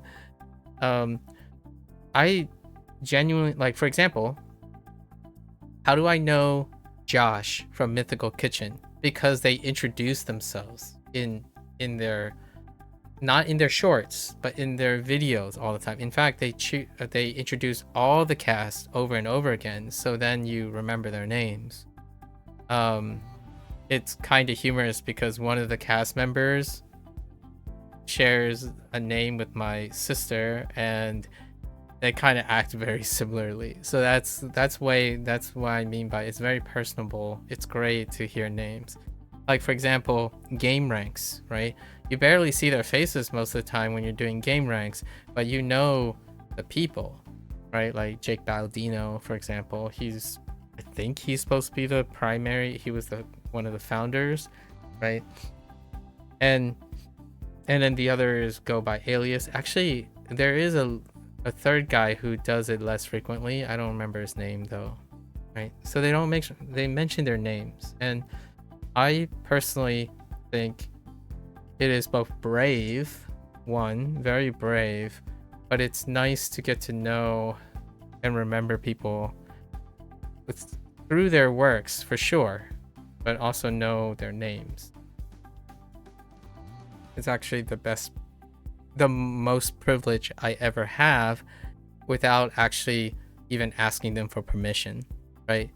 I'm mentioning all these things, but I want to give, it is my privilege to remind people where this is coming from, like where the source is coming from. If you think about it in a cynical way, it's also a way to deflect responsibility and accountability as well. Like, oh, hey, according to this guy, this is their name, if you want to think of it cynically. But personally, I don't mind being wrong because I want people to know that that's where I'm getting my information, and we can be wrong together, sure, and then we can learn from them. At least the ones that I refer to would most definitely find it interesting through the process of refining their original misconception. Most of the ones that I would refer to, like Josh at Mythical Kitchen, those are the type of personalities where they immediately confront and own whatever misconceptions they have and then build upon that. In fact, Josh's background from Mythical Kitchen is one of great hardship. So losing both his parents very early on. There's so many little impersonal things. He does this bit that constantly, whatever he does, has some anecdotal reference to his idiosyncrasies and his background. It's incredibly well balanced. Like, it's nice. I tend to try as well. I'm not particularly great at these things. I take more of the Chinese and Japanese approach a lot of times, where when you talk about something, you analyze it objectively. You talk about it with what is being shared, but you rarely provide any anecdotes or analogies that would reflect on your personal character, because you don't give away your thing.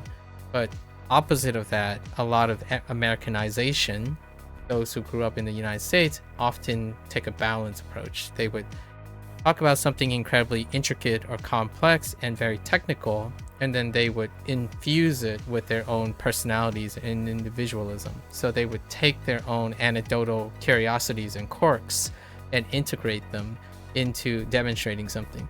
So Josh has this remarkable way of doing so by citing like ridiculous, almost encyclopedic etymological, like, originating fun facts or deep dives into some sort of trivialized sports statistics that make you want to care about it. And that to me is fantastic. It's also how I feel about Human 101, that guy's content, as well as Etymology Nerd, right? They follow through with their own idiosyncrasies. And I miss that. I feel like you lose that also when corporations, when you incorporate yourself. Basically, things like Mr. Beast or like Joshua Wiseman, right? You have to balance that. So when you incorporate yourself into a company and whatnot, you have to try to find the balance between that, where the identity of pure objectivity, which is business oriented, business creates that compromise, that loss of the flexibility to express a place that comes from personal passion, largely because the operation is much bigger than the one person now. You are responsible, when you get incorporated, for the well-being of a larger organization. So I still like these kind of things. I don't know if like the guy at Human 101 and the guy at Etymology Nerd is going to ever like incorporate. They will do something on a larger scale in which that flexibility is gone. For now, though, it's incredibly personable. And then obviously I talk about John Green and Hank Green a lot, because they compartmentalize. Their Vlogbrothers is where they consistently continue to use their anecdotal experience, but in the background, which is not chronologized, it's usually in professional publication, you don't see any of that. You do not see any of the things outside of their production. So like, you don't see Hank Green's companies, like you don't see his face talking about things that are of his personal qualities other than your professionalism, right? And then John Green actually recently announced that he has a book, and the next book. So I'm looking forward to what that next book is. Yeah, he started a book way back, a little, I think, circa COVID, and then he never finished it yet, or he was working on it since then, like hadn't finished it. And then he released non-novels, which is the Anthropocene Reviewed and Everything Tuberculosis, but he recently announced that it's done, and I look forward to his little piece. Anyways, just a little shout out. I would be utterly humbled if one day, maybe somehow these random chats get picked up. I always wanted to, if there's anything that would probably get me speechless, is probably interacting with those people at some point, in some way. Some you know, cynics would say you never want to meet your heroes, but I don't see them as heroes. I see them as colleagues. So that's kind of one of those things. I don't get shocked or speechless because they are heroes or they are beyond my reach. It's more they've done so much with their lives. The impotence of their time being shared with me is incredibly valuable because they could be doing something else. So it's more like speechless through honoring and privilege than thinking that I'm like someone that don't have anything to share with them. I would love the privilege to share things with them. Pretty neat though. I can't wait to talk about more peeps in the future. All right. Anyways, around, but this isn't the same around. I think we're doing Kodo. 東京に行った友達は今頃ついているでしょ What was our new vocabulary word? I wonder if they're gonna contrast it with dai tai. Oh, there's others like in general, just the main point, in summary, summing up. Still quite a lot of them. Nice time frame. When? Like this? Related to. I think this might be a Oki situation, right? あの映画を見たとき泣いた。明日から日本語を learn. Start to learn.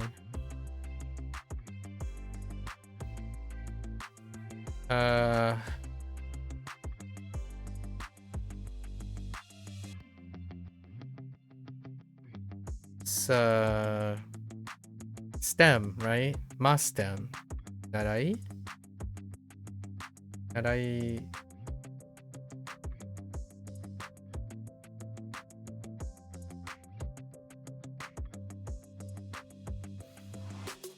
Do I need a particle? Nope. 明日から日本語を習い始めます。 Okay. Nominalization. 私が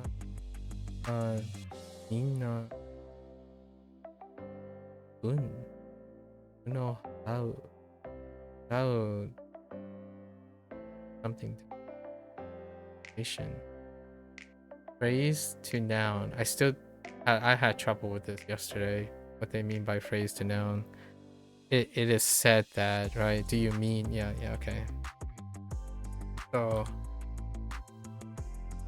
私がみんなの分を払うということですか？ということですか？払うということ。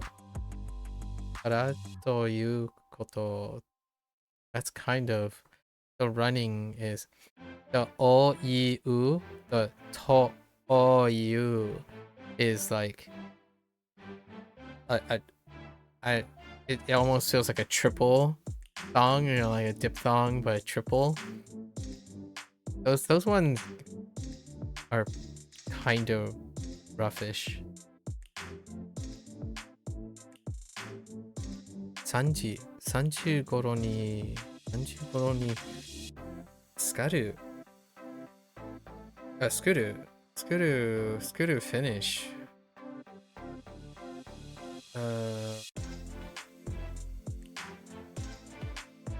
Finish like was doing?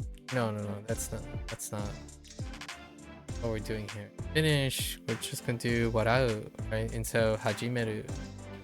These were the two antonyms. So 作り終わる。3時頃に作り終わる。終わる。Okay. Alrighty. I would do vocab, but we're still gonna just let it cook. It's okay. Vocab. What is the time right now? 9:20.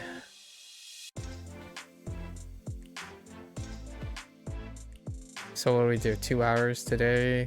A bit of ranting. I think that's okay for now. Vocabulary. Fair enough. Not today. We'll do it on 0 day, probably.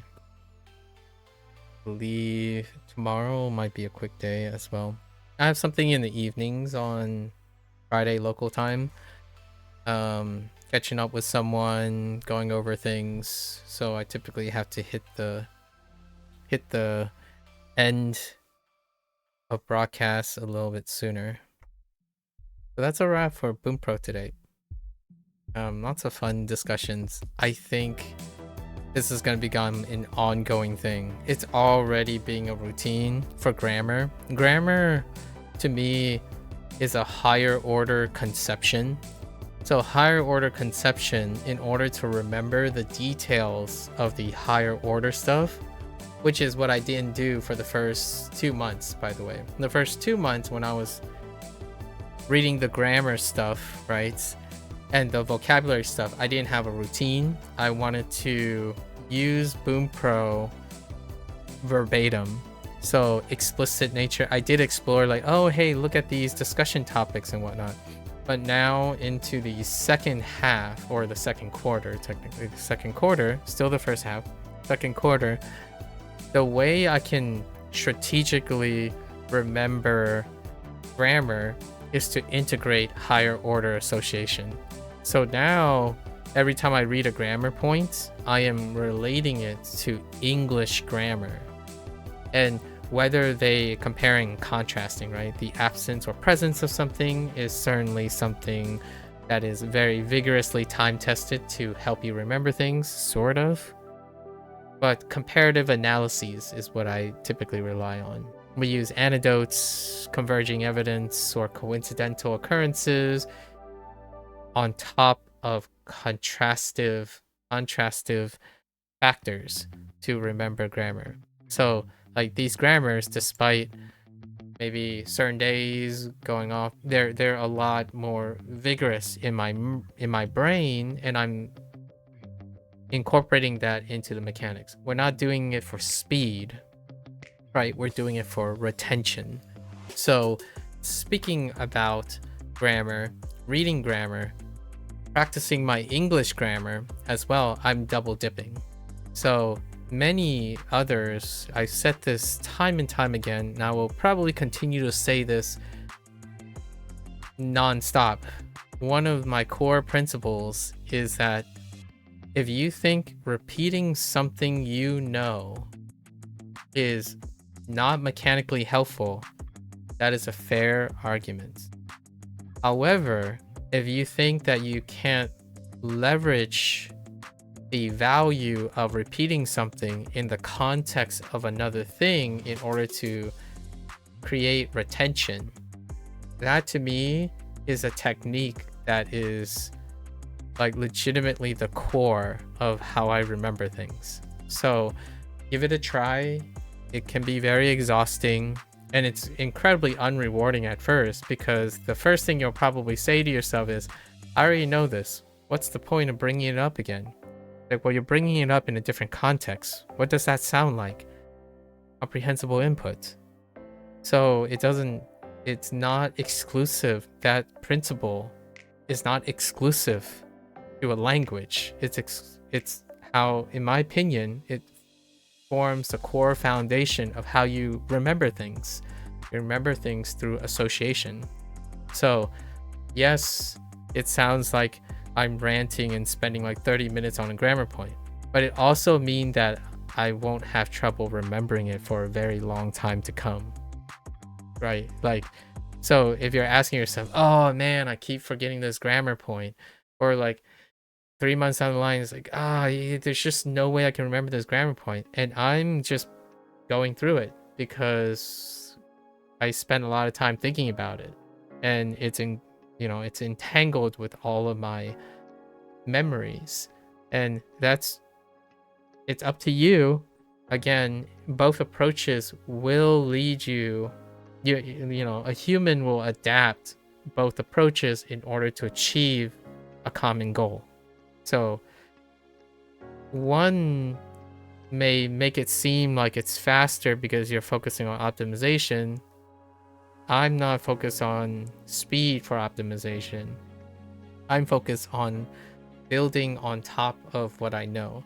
So it's rarely ever divorced. I don't divorce myself from all the things I know. I constantly pile on.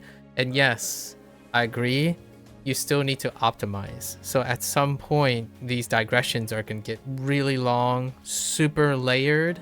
So I have to decide where to optimize. Basically, hey, can I say this faster? Can I do this routine faster? And does occur.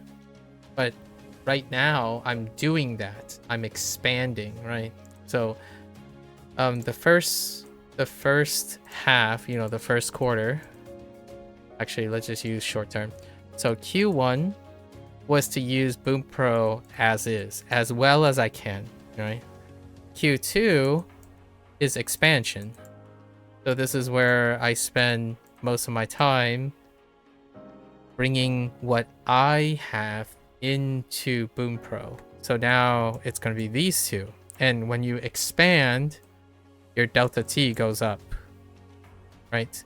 Then Q3, actually, it's not going to be Q3. The next group is going to be second half. So half 2. H2 is going to be iteration and refinement.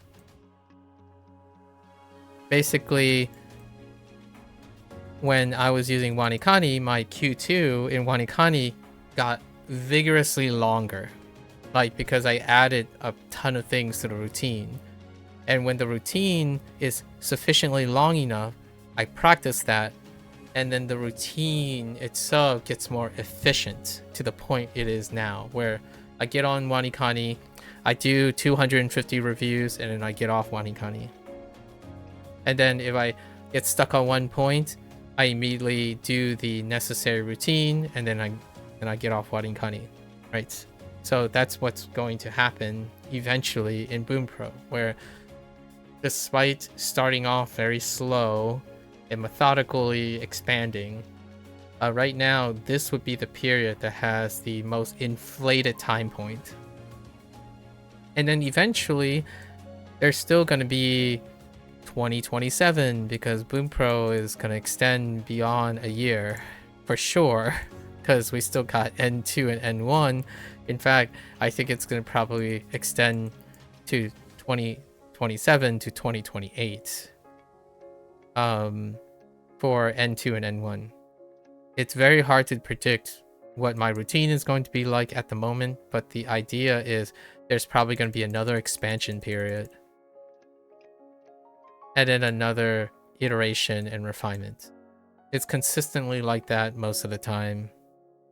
So whichever period of time you come in on my routine, that's the little cutout you're going to see. And I'm saying this because someone made a comment on my video today, or within the last 24 hours, and they saw my 400 video on Wanikani.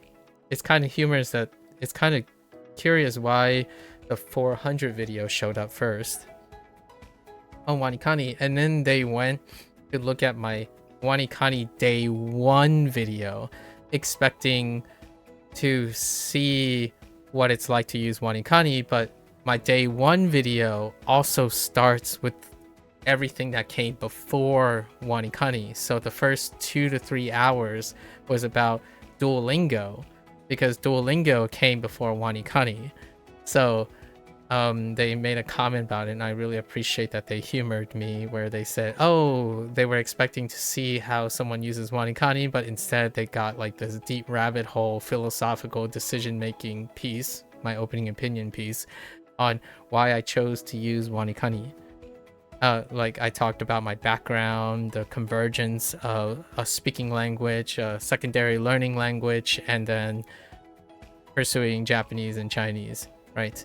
And then they were contrasting it with my day 400 video in Wanikani, which was the third tentative take, and that was the mature, nearly final version of my routine. So the irony here, the dramatic irony here is, even if they looked at day 2 video, it would not be the same as my day 102 video, which will not even be close to my day 202 video, or 203 video, or 303 video. Like, what I mean is, the idea is, if at any given point, a particular amount of time frame, I will no longer be someone who was then. And that's my goal. It's the reason why I have 400 videos. The reason why I record these things, not everything I do, but the singular skill, or like the generalized skill that I'm working on. I wanted to demonstrate that I do this, I do what I say I do. That's not often true when someone is selling a retrospective product. A retrospective product is the combination, it's the final end product of a representation of the person.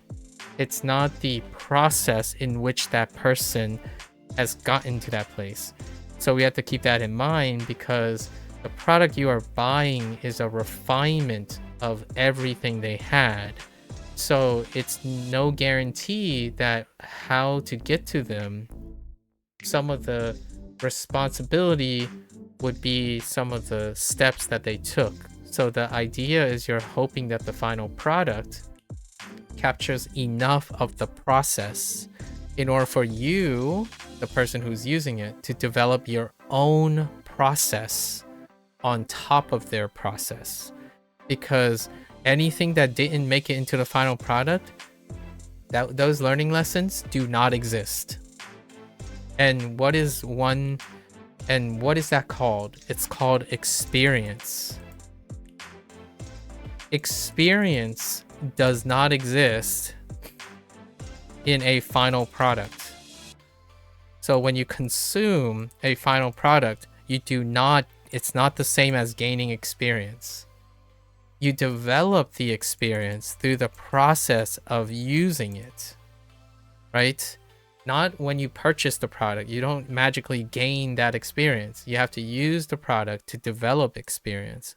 And one of the biggest telltale signs when someone gains knowledge over experience is when they read an article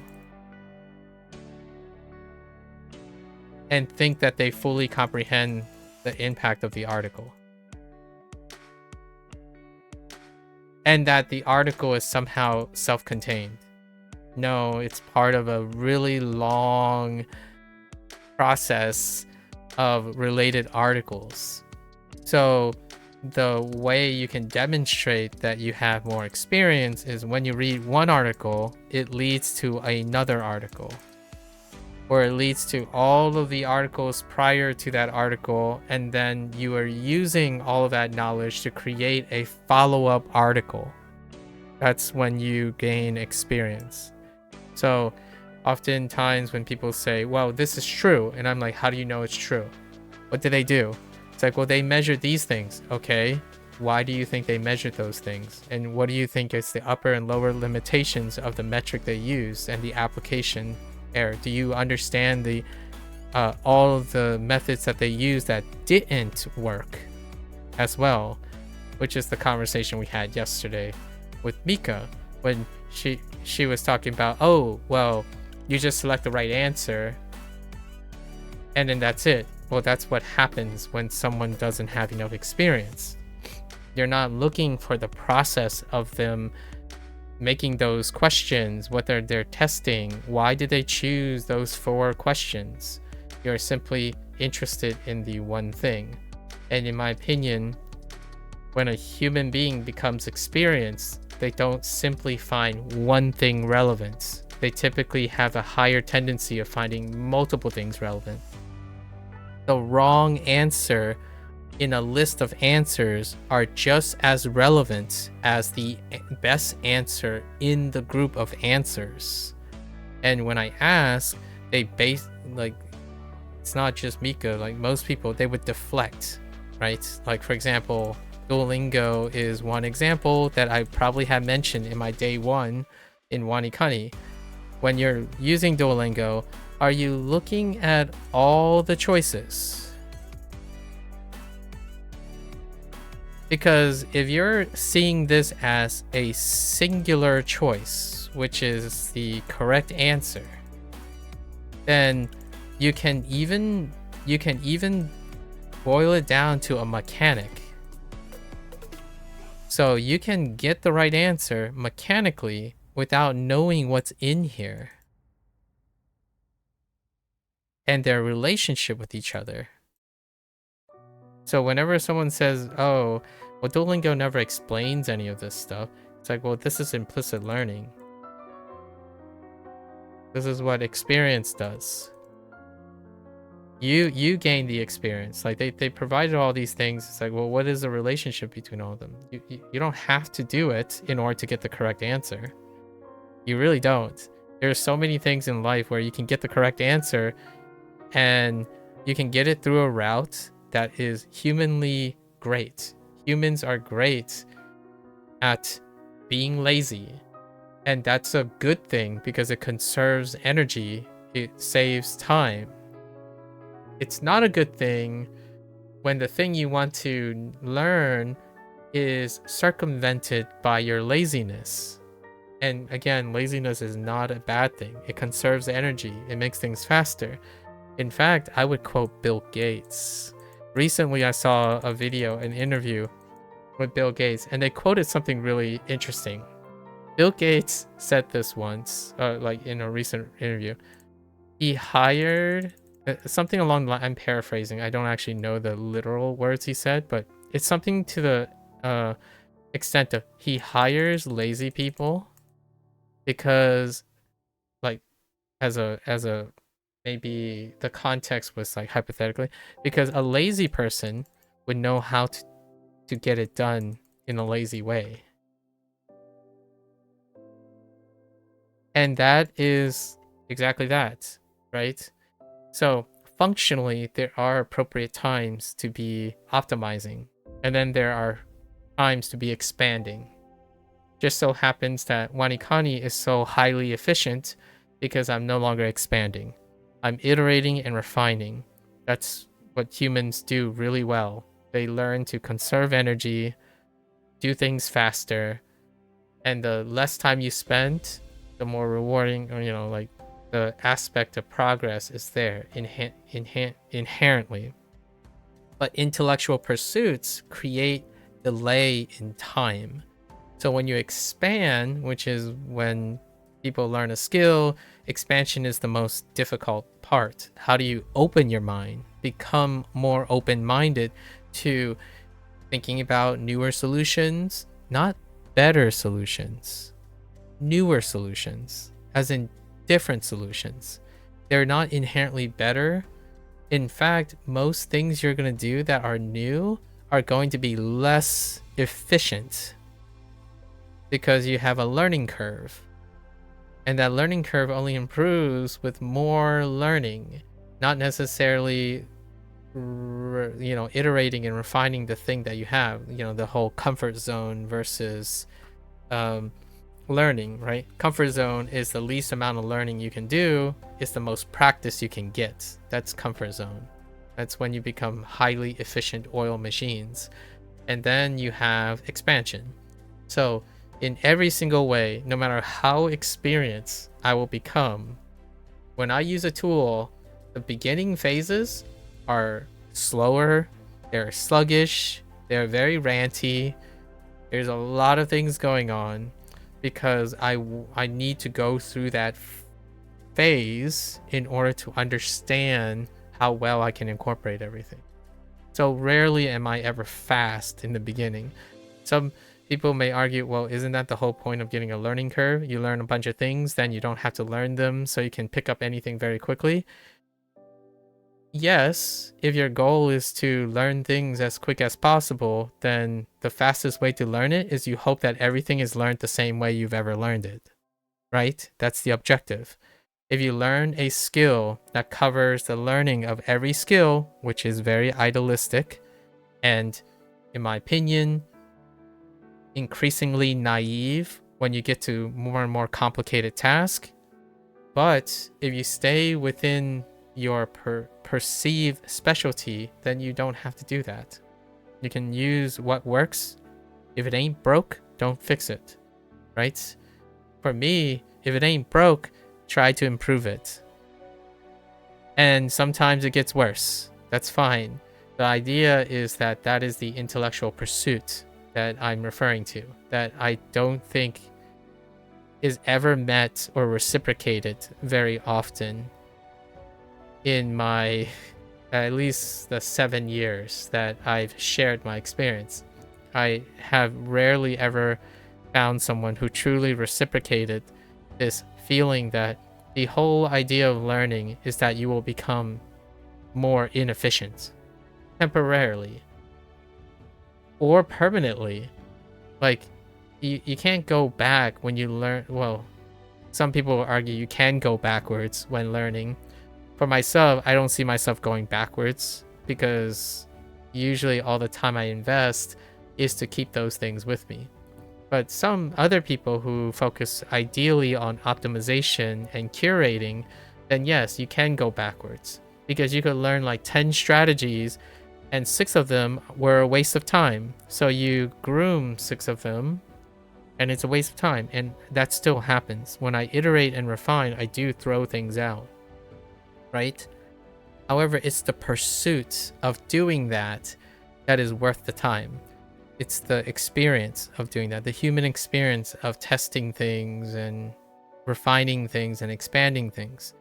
Otherwise, I genuinely have a difficult time in understanding how people don't understand that the grind effect that you have, the burnout effect, the feeling like you're swimming in place, how that isn't a natural accepted consequence of the way they think. Because if you think that specializing in something and then constantly churning isn't going to feel like it's grinding and burning you down, I think that's illogical. I'm not saying you can't be happy doing that. There are geniuses in our historical lifetime that actually didn't even feel like they were grinding while they were specializing, because they still go through a period of expansion and iteration and refinement.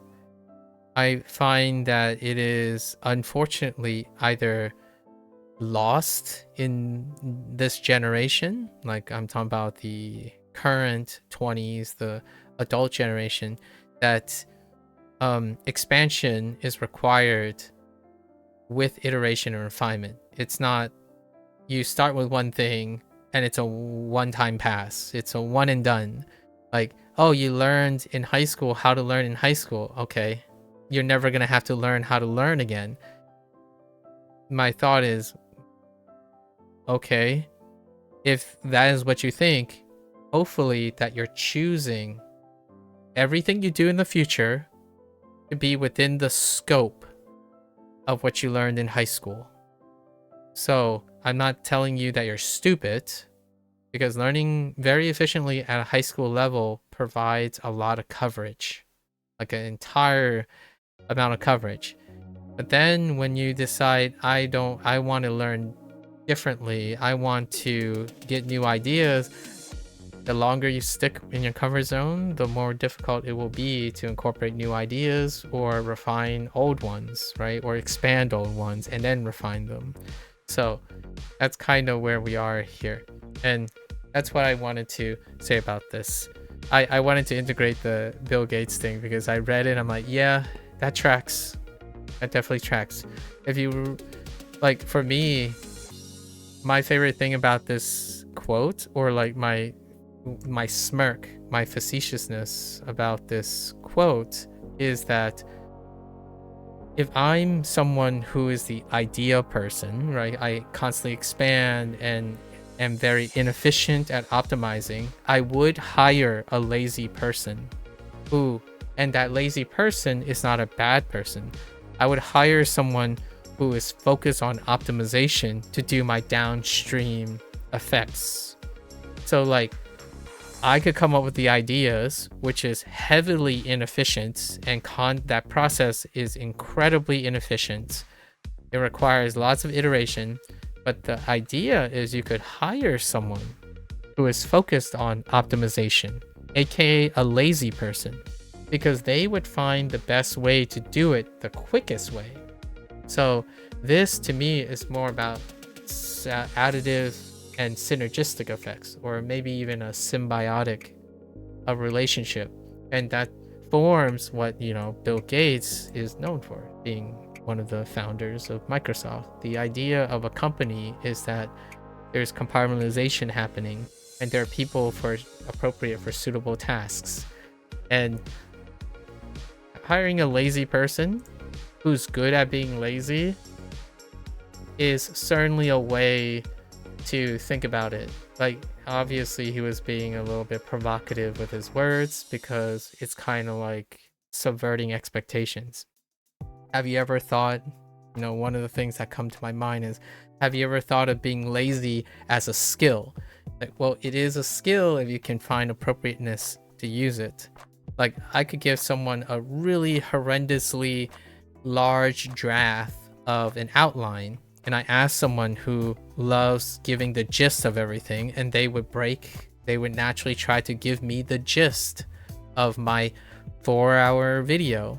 So that's kind of the idea of getting an editor, or like I don't know, like a script writer or something.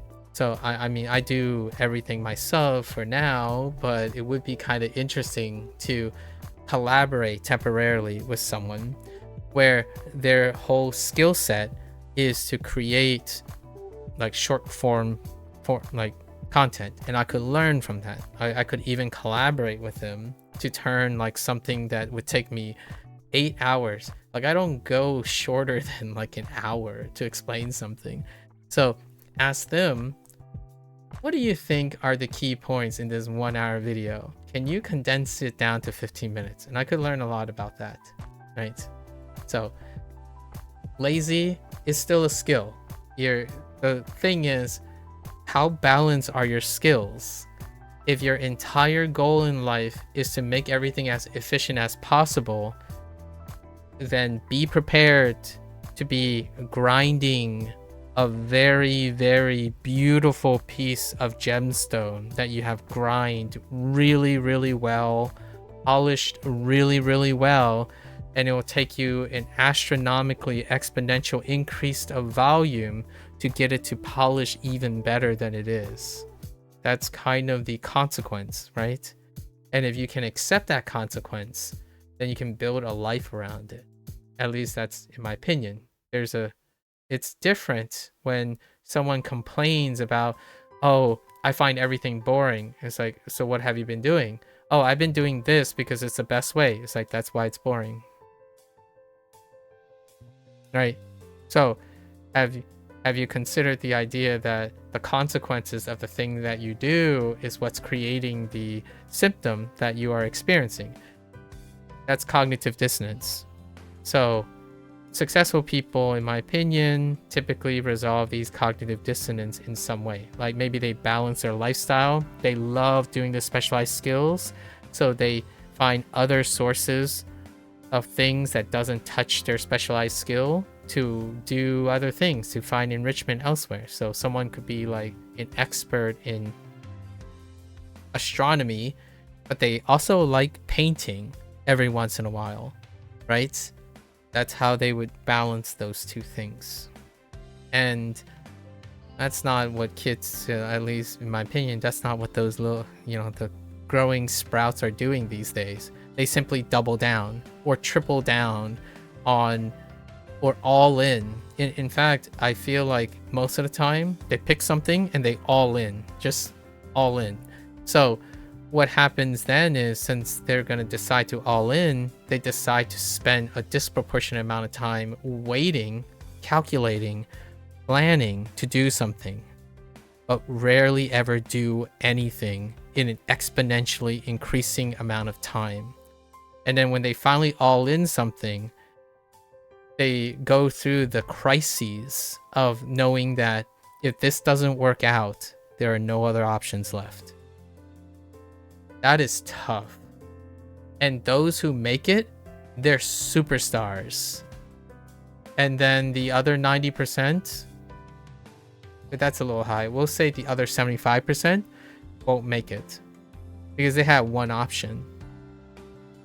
And here's the bigger kicker. The reason why I said 90% is because thanks to the internet algorithm, all those people who spend all of their time optimizing and planning, the algorithm typically selects for the same skill because their exposure is considered based on trending statistics. So now, instead of having like, 100 kids deciding on all-inning after planning 7 years on 100 different things, because they spend most of the time on algorithm driven based popularity, mere exposure would cause them to choose the same career, the same all-in. So now the failure rate is even higher because when you go all in, you have 100 kids who spent like 7 years planning to go all in on a competing area that competes with each other. Meanwhile, all of their references and information is coming from someone who is already 7 years ahead of them, probably because of the time they took to plan those things. So the success rate is even lower if you're chronically online, in my opinion, personally. I don't have hard statistics, but anecdotally, the logic checks out. When someone says, oh yeah, what are you going to be? A CS major? Okay. What are you going to do about a CS major? It's like, oh, like all these people, because that's my reference. It's like, okay. Talk to another person. What are you going to be? A CS major. It's like, oh, are you going to do all this too? It's like, oh yeah, that sounds like me. How do you know that? You're very similar to the last person I spoke to. I meet another person. It's like, what are you going to be? A CS major? And you're planning on doing these things, right? It's like, oh yeah, you're right. How do you know that?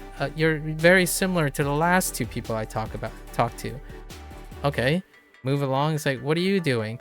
Oh, CS major. Okay. Do you plan on doing this? Do you happen to be interested in learning Japanese as well? Do you like anime by any chance?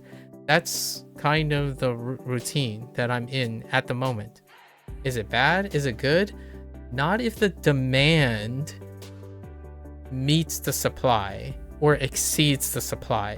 So in no way am I saying this is doom and gloom, because there's very likely a chance that the demand for like CS majors could be entirely like upended, and then all those people who chose to be CS majors based on algorithm, that supply goes up, right?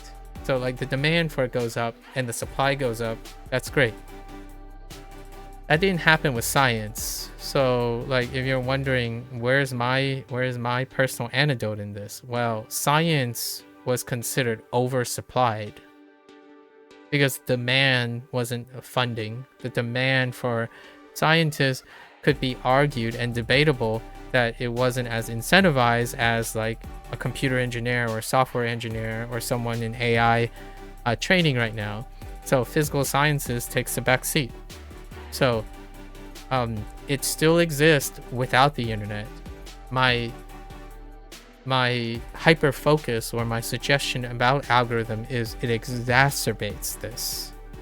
Like it amplifies this collective thinking. So now you have people who spend 5 or 7 years of a career aiming at the same career. Now, the same career means that If you think you're really good and talented and you're going to be the success, the next person next to you is also very talented and going to spend a lot of years pursuing the same thing. So the only thing, the greatest equalizer is, fingers crossed, hopefully the demand for that thing in the future accommodates all of those people. If they don't, then you're SOL, because you all in on a career that's highly competitive, that everyone was set up for, and only the best will get it. That's kind of how it feels when you spend most of your life going into a PhD program and you have to be aware of who your colleagues and your competition is, right? That's not to say that there's any animosity between me and my colleagues. At least I don't feel like my colleagues ever looked at me and said, this guy sucks. If he wasn't here, I would have a better job right now. I mean, I'm not even in science anymore, right, at the moment. But that's the nature of human patterns. And you can be happy if you understand it. You can be very upset about yourself when the thing you're doing may actually be the contributor to your unhappiness, which I find that's what I feel like when someone says, hey, do you have any advice, or what can I do with to highlight yesterday's example. Someone would say like, oh, I finished my exam early, right? I still have 30 minutes left. What do I do with the rest of the time? Like, well, you could use that time to think about all the things that you probably ignored. And the person would say like, well, if I go to think about them, then it would create a problem. And I'm like, I don't know if you have considered, which I was trying to allude to, overthinking is also the process in which you become more a better thinker with your time. So the symptom is related to the desire that they want. If you want to be a better thinker, you also have to take the risk of overthinking, because otherwise you would not have the experience to think when you're overthinking, or practice thinking to prevent it or mitigate that. So avoidant behavior is one of those things. Cognitive dissonance happens when someone wants the cake and eat it. Like, how can I learn a language without it being hard? Well, you can't. Like, and I know some people are saying, whoa, that's a really bold statement, Maku. You just made a very bold statement.